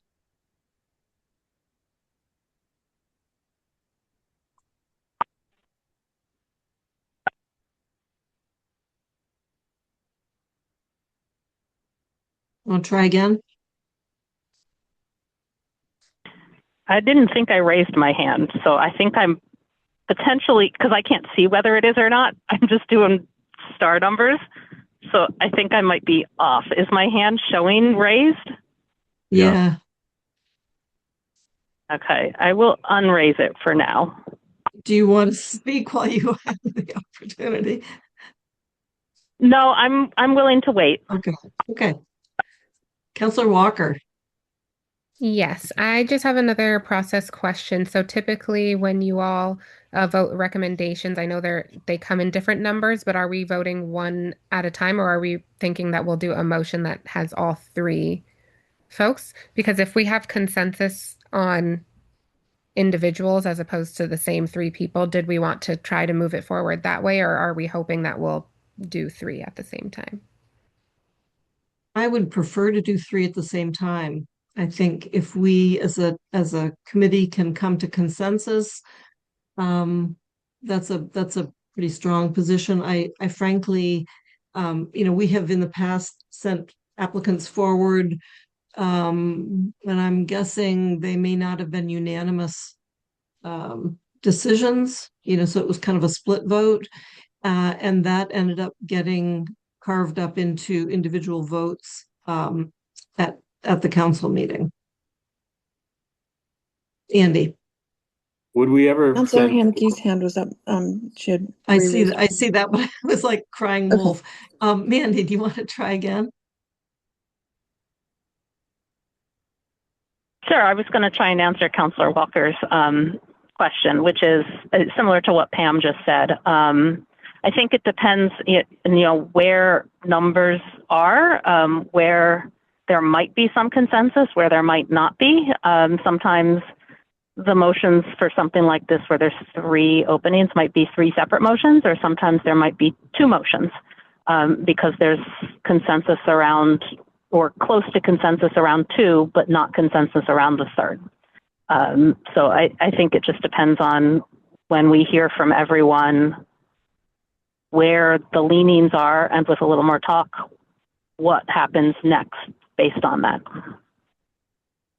And you're talking about splitting motions, 1, 2, or 3 people, whatever, by the CRC. So internally, we're talking about the motions. Was that a question for me? It was a question for Mandy Jo, who Okay. disappeared. Yes, for today's meeting purposes only. Yeah, thank you. Andy. would we ever send 4 people forward and then have the council figure it out among themselves? Well, I would prefer that we're the ones that actually sat through the interviews and asked the questions, and I think I would personally not prefer that, but Jennifer. Would we, then a follow-up would be, would we ever just go down the list and take a straw vote on on whether these people were acceptable, how many votes each one gets, and then see if that gives us some sort of total? We could try that. And it would, I mean, I guess it would be sort of a, would you support this candidate? Yes.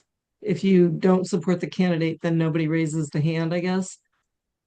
Is I that what guess, you're envisioning? maybe as a starting point to say, would you be okay with this person being in the planning? I mean, I guess we had a good pool, and they're all good people. But it's more like, would you support this person? Yeah, to be put forward, and maybe it clusters, and if it doesn't, then we can maybe two of them are obvious, and then there's two others that we're sort of talking about. I don't know. I'm just trying to figure out how we do the sorting process.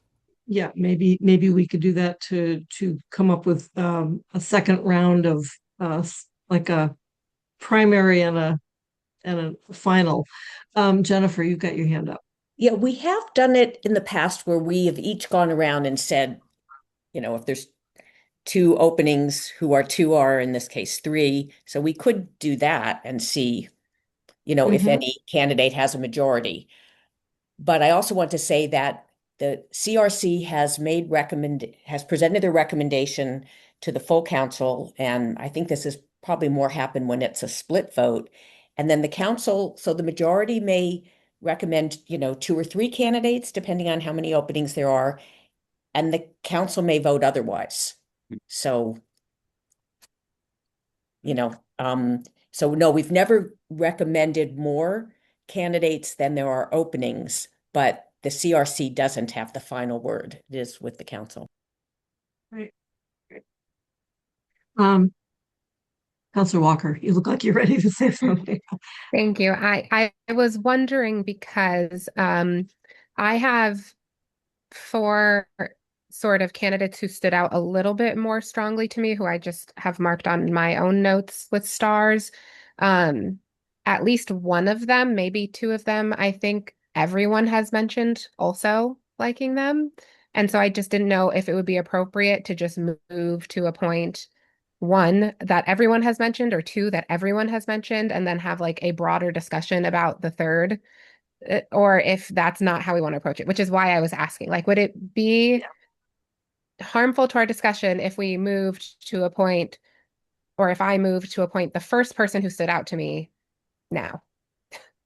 Well, how about you share with us what your thoughts are about the three people or the top three or four people?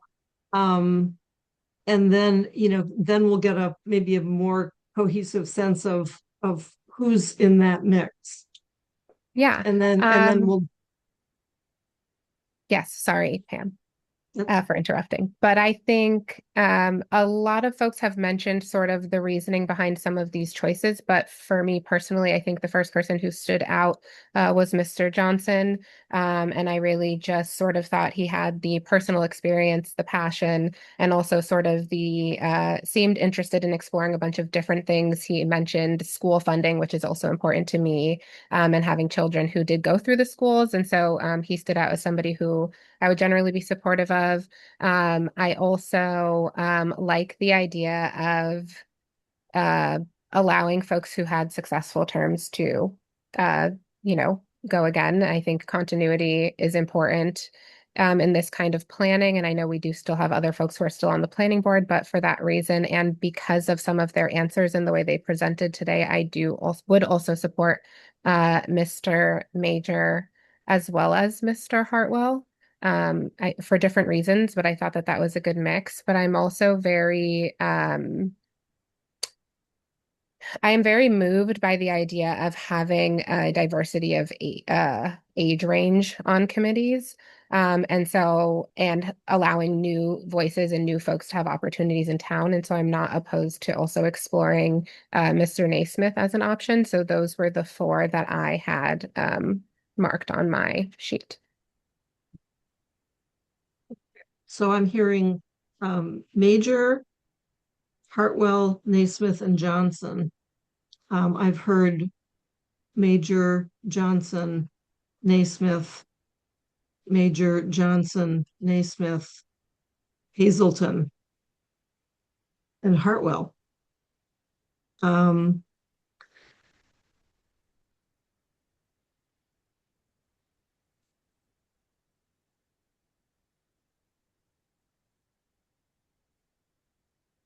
let's try,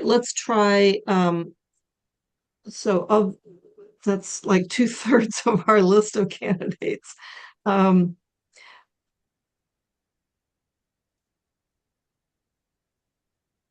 I'm needing some help here. There's a hand up. I guess Mandy Jo. So, as Councillor Walker said, it sounds like potentially 2 of the 4 can easily get a majority of the committee for recommendation. And for that reason, I'm going to try and move this along by making a initial motion, which is that I move to recommend Jesse Major and Roy Johnson for 3-year terms to the planning board beginning July 1, 2026. I would second that. Any further discussion? Let's go to a quick vote. Andy, Yes. okay. Jennifer, Yes. Counselor Walker, Yes.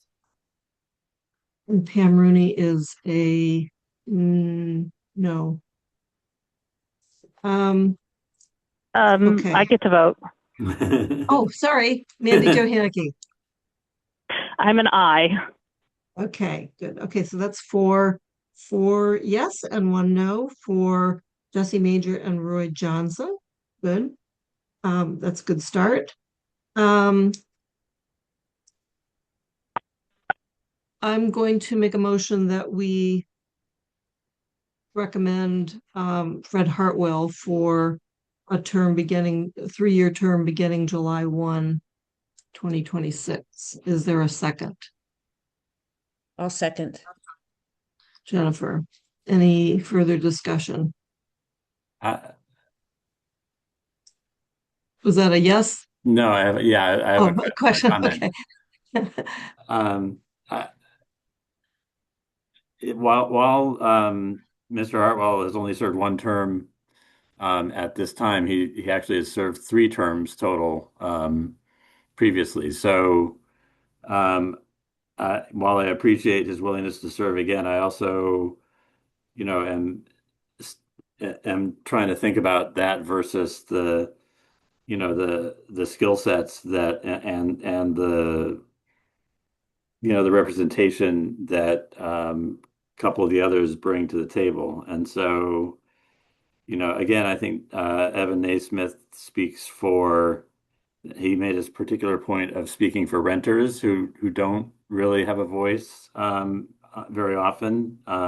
Regardless of where he lives, his focus is on the people who need that voice, and I think that's an important voice to have. And I also believe he brings some particular skills and research ability that as well as age that others don't. And then again, I think Mr. Hazelton is interesting too, with the GIS and the experience with water issues and land use planning and so on. So I think that it's a rich pool, and if those 2 weren't in the mix, I certainly would be saying yes, let's just put Mr. Hartwell through. But I think we need to consider them all on their merits and what they bring to the table. And I think both Naismith and Hazelton bring things that we don't have on the committee right now, and that I think would be a real asset to the planning board. Okay, Jennifer? I feel really strongly that to have 3 planning board members from the same neighborhood, and I'm just going to say it, in the 15 years I've lived in Amherst, I'm not sure that, I could be wrong, but I don't recall a application coming before the planning board for a project in Amherst Woods. So I'm not saying Amherst Woods shouldn't have representation on the planning board. They should. They have 2 members who are new residents to Amherst, which is fine, but and they have, they're the same age demographic as Mr. Naismith. That makes no sense to me. That we would have 3 out of 7 planning board members from the same small neighborhood that has the most restrictive zoning, or what among the most restrictive zoning in Amherst, that rarely, again, has applications that impact that neighborhood directly. Thank you. Andy Churchill. Yeah, my hand is up. I'm sorry, Mandy. Yes. Thank you. I wasn't sure you saw my name. Before you go back to Andy, I apologize, Andy, for interrupting you. it's okay. The council's priorities are to lower housing costs and make housing more affordable. Mr. Hartwell supported a local historic district when the research shows that all additional regulation, no matter whether it's through zoning or otherwise, conservation, historic preservation, increases approval costs, increases housing costs. That is in direct contradiction to the council's stated goal of improving and reducing housing costs in town and improving affordability. Further, during the interview, Mr. Hartwell actually seemed to, from what I heard, deride families seeking to rent in neighborhoods. While he might be a landlord himself, he didn't seem to feel that it was appropriate for a family to rent a single family home without, quote, supervision of a landlord being located on the same property in an owner occupied dwelling. And I can't support a person to be appointed to our planning board, the board that does our master planning and makes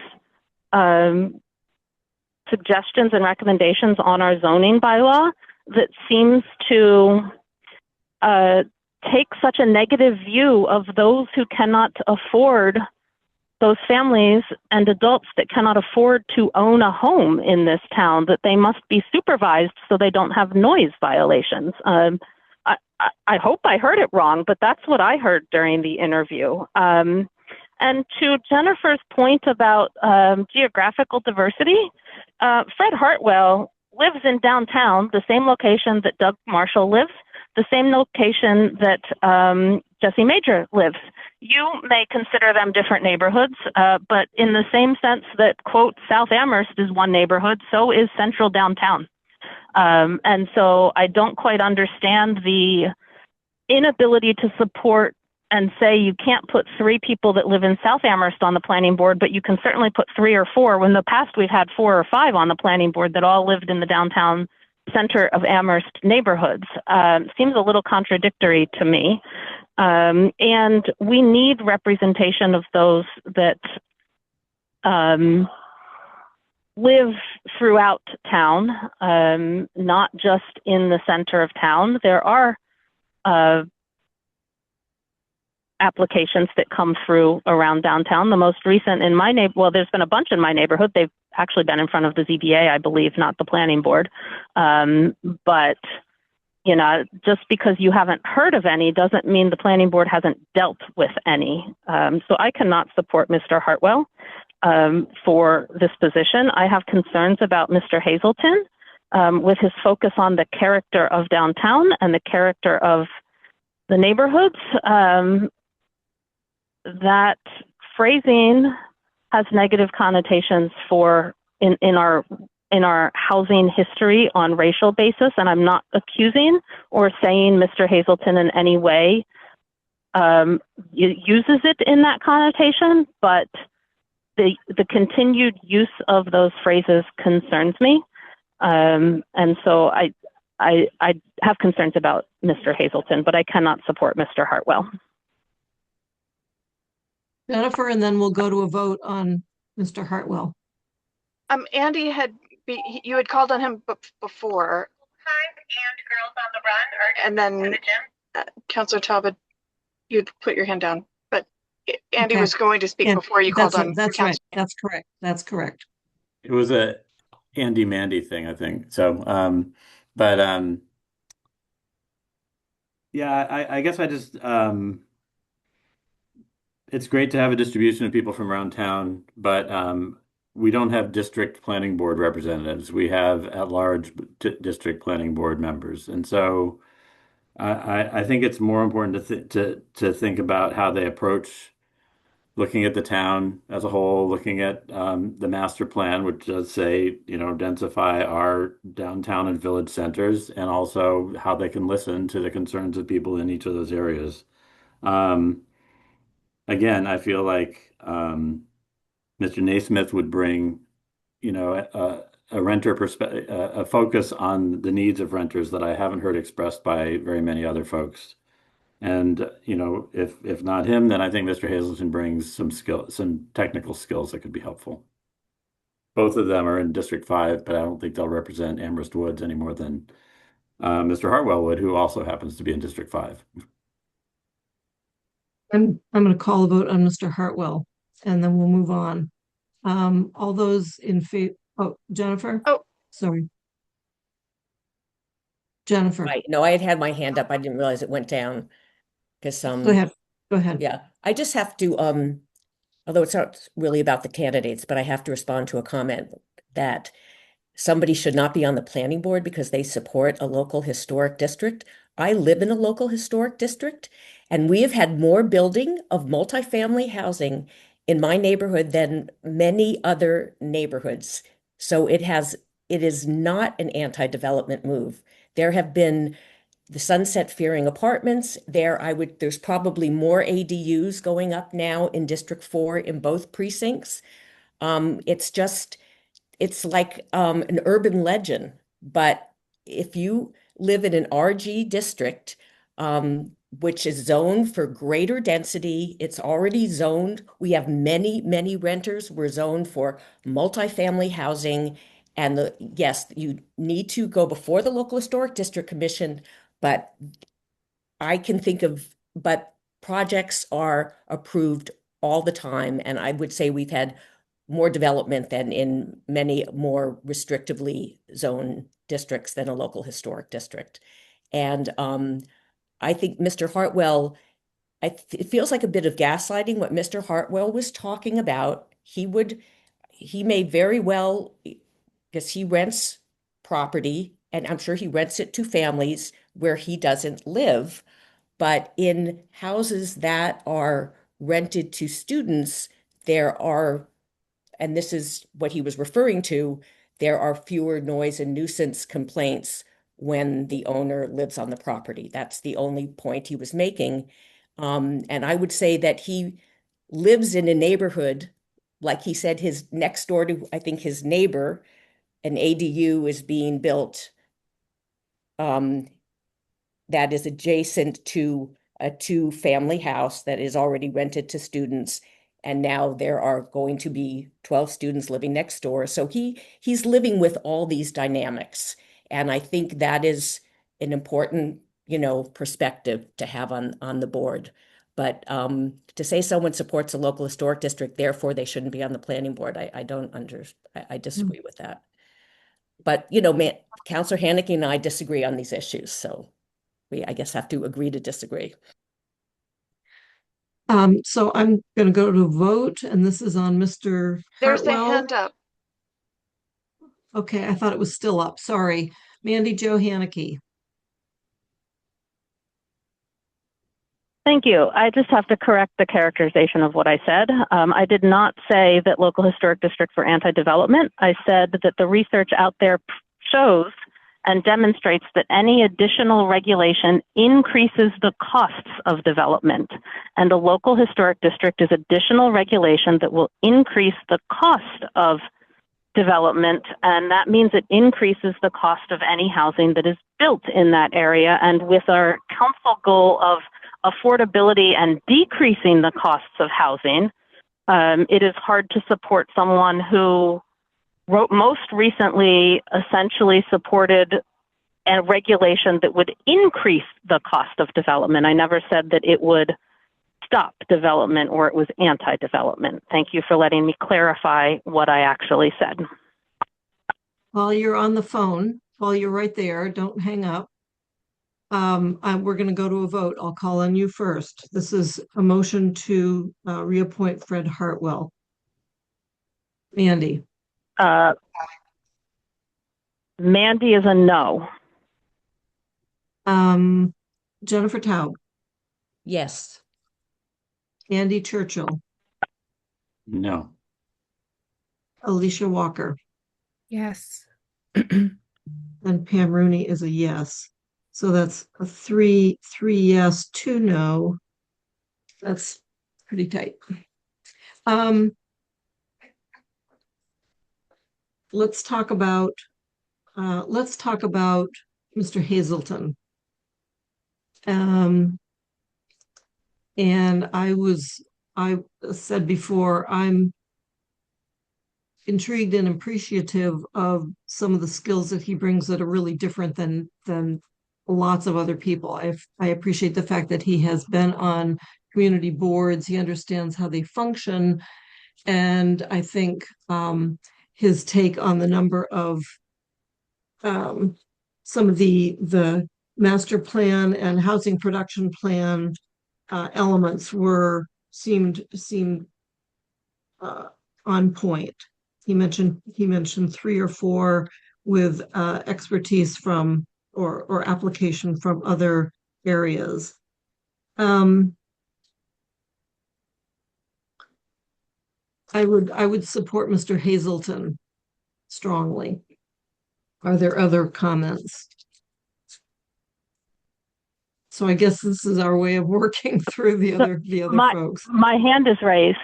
Your hand is raised and I can't see it above Andy Churchill's hand is raised. So sorry about that. Mandy and then Andy in that order. So the CRC has now recommended 3 people for 3 slots. I don't believe there's any more voting that is necessary because the votes are now recommending Jesse Major, Roy Johnson, and Fred Hartwell. So I don't see why there would be any other votes at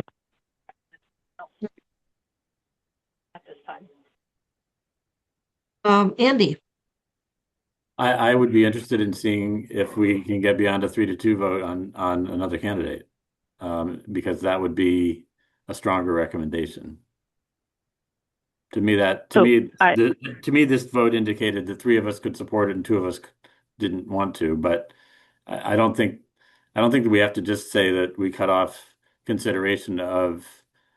To me, this is sort of a straw vote process of going down. And I mean, we had a motion. We identified 2 people that could get unanimous support, which is great. But now if we get a 3-2 vote, as you said, Pam, that's pretty close. So what if 4 of us could support either of the other 2 candidates? That seems like it's worth finding out. So there's already 3 motions that were adopted for recommendation. We can't recommend more than 3 people.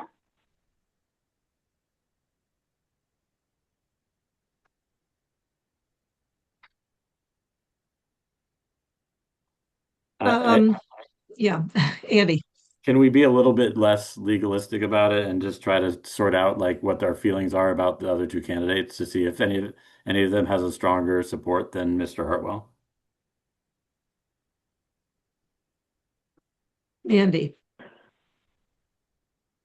So I need to leave because my commitment is starting. And since there are 3 people that have been recommended, I can tell you that the only other candidate that I would support is Evan Naismith. I can't, looking at the answers that Mr. Hazelton provided at this point, I can't support him, but I do need to leave and sign off of the meeting. So I am sorry that I have to go, but it is after 3 and I have an appointment. Yeah, thank you. And we're sorry we went long.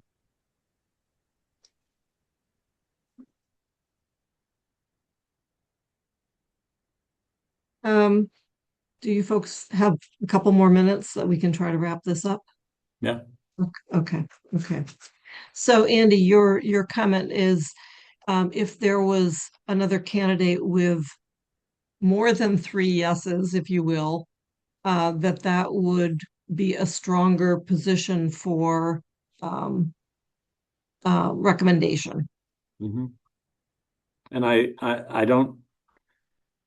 So we have a we have a vote from Mandy for each of these, but I'm wondering.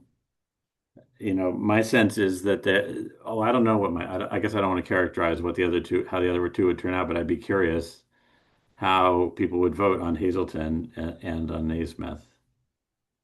I think, I'm unsure how people would vote on Hazelton. I would support Hazelton over Naismith. And I took his comments about interest in, so here's somebody that has land use, and conservation experience. I think that's sort of a mindset. In Amherst, I think we're not so focused on conservation of open space. We've got plenty of that. But I appreciated his comment about attractive and viable downtown. And I think that's something that we tend to forget, that the planning board really is also responsible for that kind of element in town. They'll look at some of the streetscapes, all of that.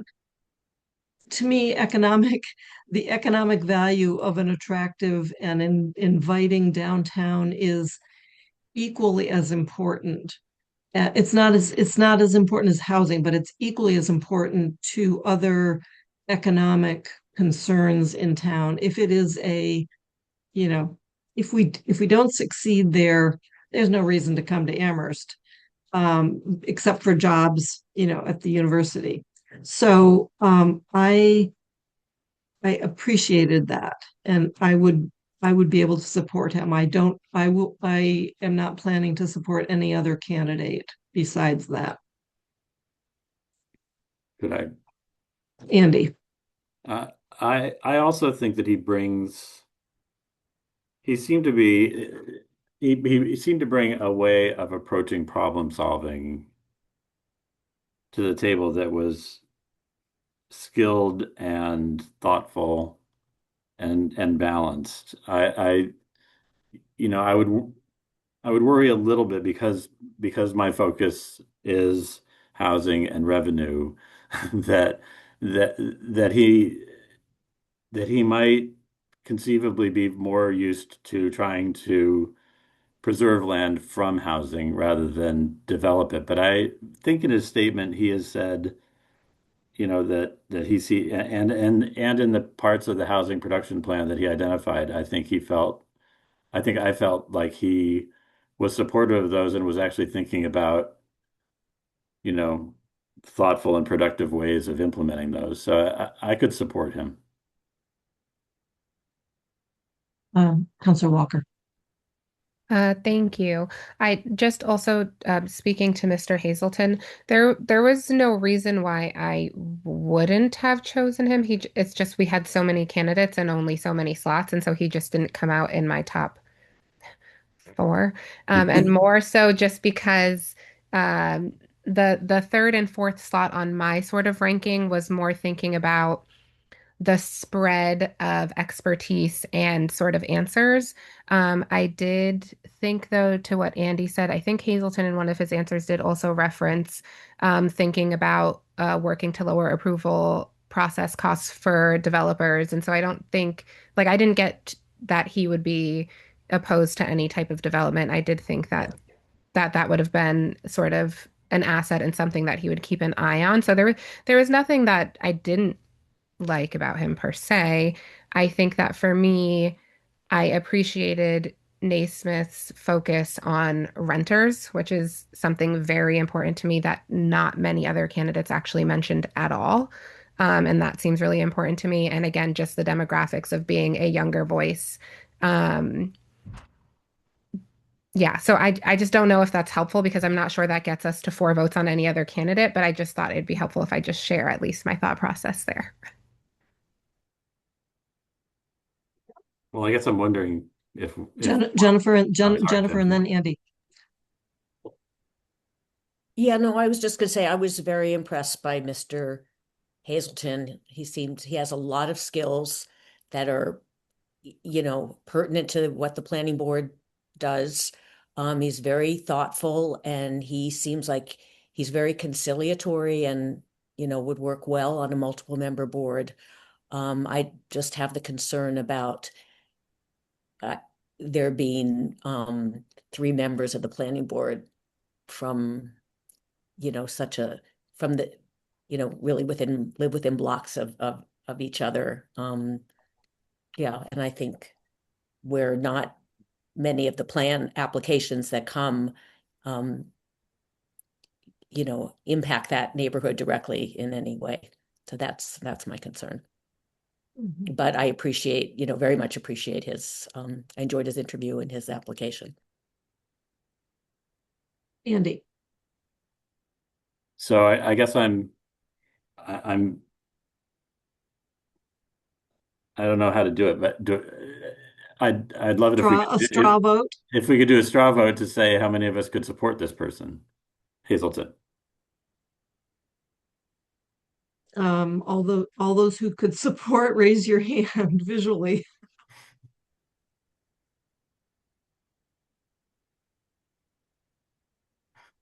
I'm really torn on this one. Yeah.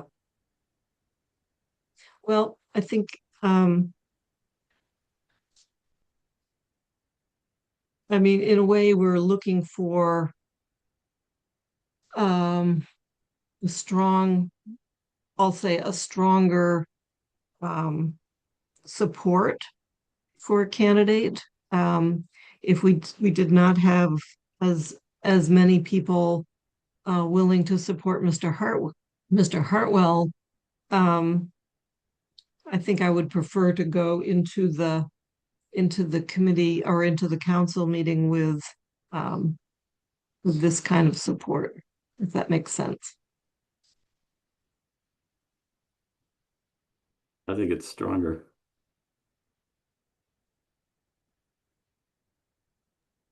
I'm sorry. And so, I mean, both votes would be essentially. I think Mandy said she was not supportive of Mr. Hazelton, but so it would be 4 yeses and 1 no, just like it was for Jesse, Major, and Roy.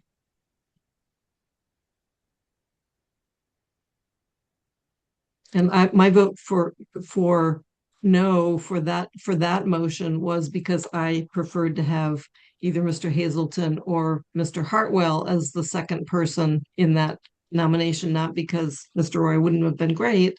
I just was not ready to vote for him, so I said no. Jennifer. I've already voted for 3, so I feel like I can't vote again. But, we vote for the final time in the council, so. Yes, yeah. Andy. Well, it seems to me that part of the reason that Mr. Johnson didn't get a unanimous vote was because of the pairing. And so if we went back to the ones that we're discussing and we looked at them individually, it sounds to me like Mr. Johnson would be unanimous. Mr. Major, I don't know. Mr. Major would be unanimous. Mr. Johnson would be, I don't know, 4-1 or 5-0. I don't know exactly what it is. And then Hazelton would be 4-1. If that's what you were intending with how you would have voted without the pairing. You mean me? No, I forget who. Oh, yeah, no, I just feel like I can't. Pam said she didn't. Right. I just feel like I can't vote. So when you say 4 for Mr. Hazelton, I think he'd be very good, but I feel like I can't vote for 4, is what I'm saying. I've already voted for 3. Oh. So it would be okay to say no for that. So he would be a 3-2 as well. Okay, so we have So Andy looks confused. No, if you and Councillor Walker and Pam vote for Mr. Hazelton, then he has 3. And I just feel like I can't because I've already voted for 3. So he would have 3-2. He would have 3-2 the same way Mr. Hartwell has 3-2. could I make a motion that we revisit the votes individually so that we can vote on each person so that we don't have to feel like we're being artificially prevented from voting for somebody that we kind of like? Then we can really give a sense of of whether we're willing to support these people. Yeah, okay, so Counselor Walker and then yeah, let's try to wrap that up. Yeah, I just had a brief comment, just sort of in response to what Jennifer said. If you're looking to just have 3 votes from us, then we might have to revisit because my hand was a general, like it was more of a straw vote. Like if I would generally support this person, that's a yes. It wasn't a firm vote because I too only have 3 votes that I can give, which is why I wanted to do the 2 that I was sure of and then have a discussion for the 3rd. But I wouldn't have been opposed to Hazelton. So it just, again, didn't come out in my personal top, but there was no reason that I was like strongly against that suggestion. I don't know if there's any legal reason that we can't undo a motion or break it apart. I mean, we'll formulate what we want when we present it to the council. If Jesse Major, I think we're all in agreement. Then we have essentially close pairing of Hazelton, Johnson, and Hartwell. If we were to each what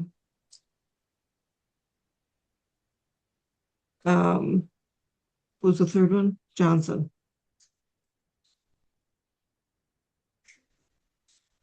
Who are your top? If we said who are this is really top 2 people. Who would you vote of the Hazelton, Hartwell, and Johnson? Who are your top 2 vote getters? Let's do it that way. So go ahead. Can I make one suggestion? Sure.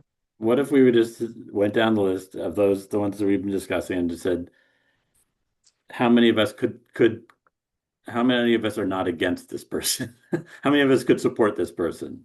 Would be okay with this person on the board? Because I think that's sort of the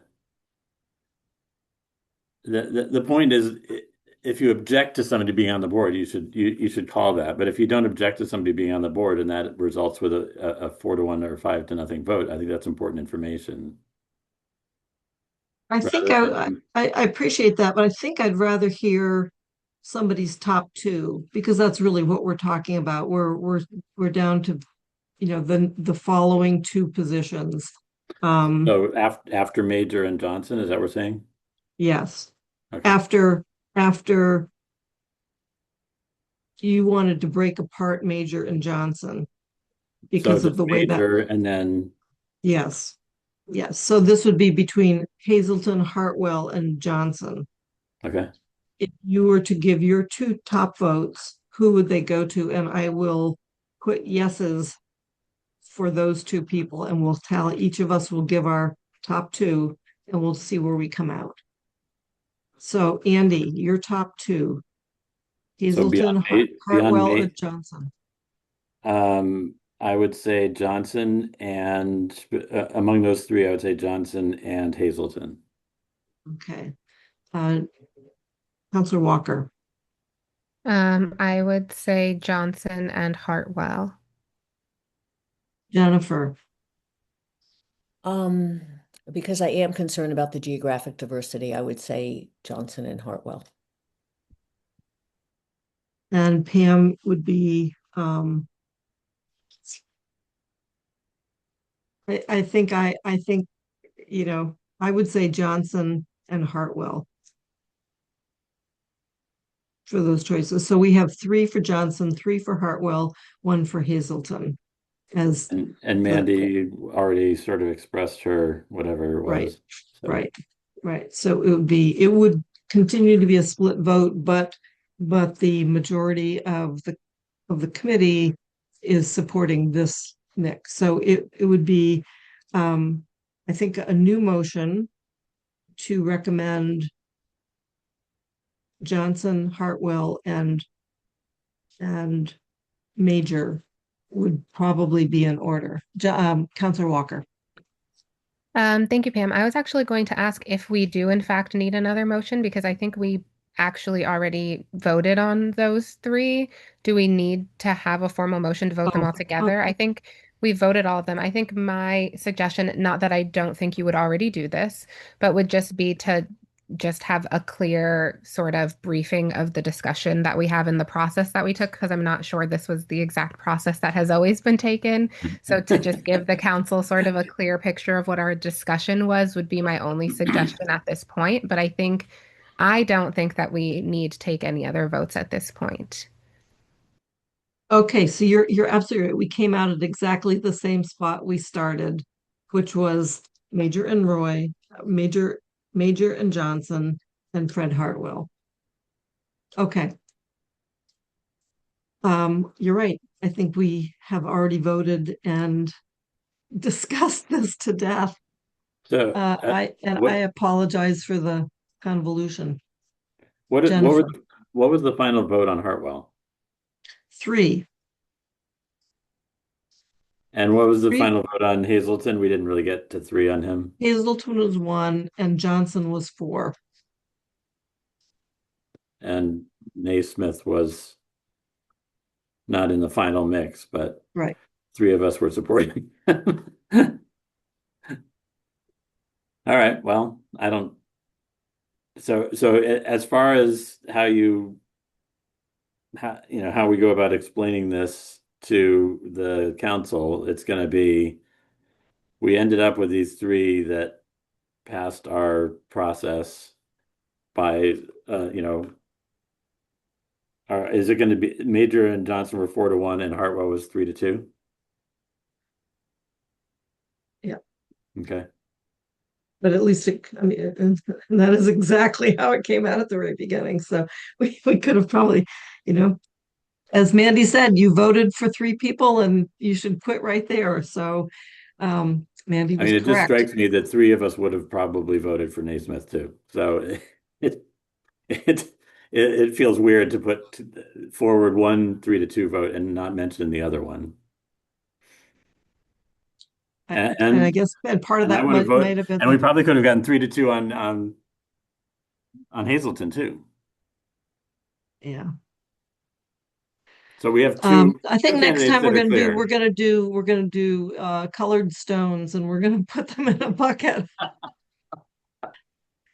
Puffs of smoke that come up when it's like the Pope. That's right. The council has every opportunity to resurrect any conversation they want. There are a number of counselors who will go back and listen to the recording and hopefully not listen to our part of it.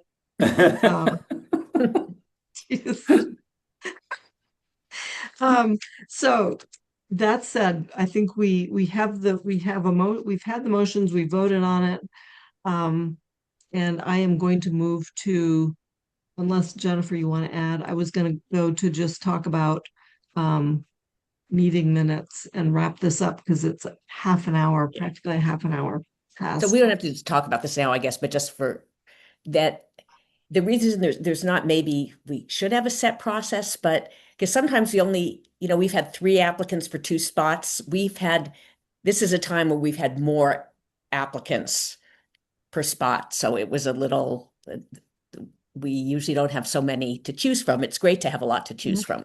Yeah. So that's why I think our process was, we were kind of grappling with that. And again, when it gets to the council, it's happened before that it's happened a few times where CRC brings a recommendation and that's not who's finally voted on. Yep. Right. Just a quick question. Do we need to vote on the adequacy of the pool for the ZBA or not? We already actually did that. Oh, we did. Okay. Mandy reminded us that we did not have to wait for their statements of interest. Oh, okay. That should have, the sufficiency of pool should trigger us asking for their statements of interest, but we did it ahead of time. So okay. But for everyone's benefit, since that is actually another item, is There are 6 candidates. Some people have applied to both planning board and ZBA. And their statements of interest are due June 1, which is Monday. Athena has her hand up. Thank you. Just a note that there was another community activity form that was submitted today. So I wanted to make sure that Today. either you or Councilor Churchill was going to reach out to that new applicant to make sure that they know to submit a SOI so they can be considered among the pool. I guess I will do it for ZBA. Yes. Okay, I have not looked at that yet or seen it yet. Okay, yes, I will respond and copy Andy for that. Thank you very much. So they've been notified that they need to submit a statement of work, a statement of interest. June 1, they will get posted by Athena on the 2nd or 3rd of June, and they will be available for us for the 11th when we interview the ZBA. And in the meantime, we'll sort of think of different processes to help sort through good candidates. So we will be voting at the next meeting of town council on planning board. Is that on the agenda Yes. for Monday? Yes. Okay. Yes. Correct. Okay. Meeting minutes of April 9 and May 14. Anyone want to make a motion? I move to accept? Approve. Is there a second? I'll second it. All those in favor? Aye. Raise your hand. Yeah. Aye. I see. Aye. I Sorry, see we have 4. to do roll call. Oh, we do. Okay. Sorry. Andy Churchill. Yes, aye. Pam Rooney is a yes. Jennifer Taub Yes. and Councillor Walker. Yeah. Meeting minutes are approved as presented. Thank you. Announcements. The next CRC meeting will be a joint public hearing with the planning board on Article 18. That will be June 3 at 6:30 p.m. I think Jennifer is not available. Mandy Jo Haneke is not available. Is that correct? Wait, at June 11th? June 3. I'm sorry. Is this for the ZBA interviews? It's a joint public hearing for the clean energy bylaw, solar bylaw. It's a continuation of the last one. Oh, I didn't realize that because I wasn't at the last one. I can be there on June 3rd. Oh, good. Yeah, me too. Okay. What Is it at time? 1 o'clock also? No, it's 6:30 p.m. Oh, It's right. Yes. the normal planning board time. I can be there. Okay, good. Because we need to have at least a quorum and Mandy Jo cannot be there. So that we can move it along. Nothing anticipated 48 hours in advance, and I move to adjourn the meeting. And thank you, everybody, for your patience with me and the selection process. It's really rocky. It was interesting. Interesting, rocky. I make a motion to adjourn the meeting. Is there a second? Second. Let's go around the room. Andy, Yes. Jennifer, Yes. Councillor Walker, Yes. and Pam Rooney is a yes. Thank you very much, everyone. Thank you. Thank you, Pam and Andy and Jennifer. Bye. Thanks, you. Athena. And Athena. And Athena.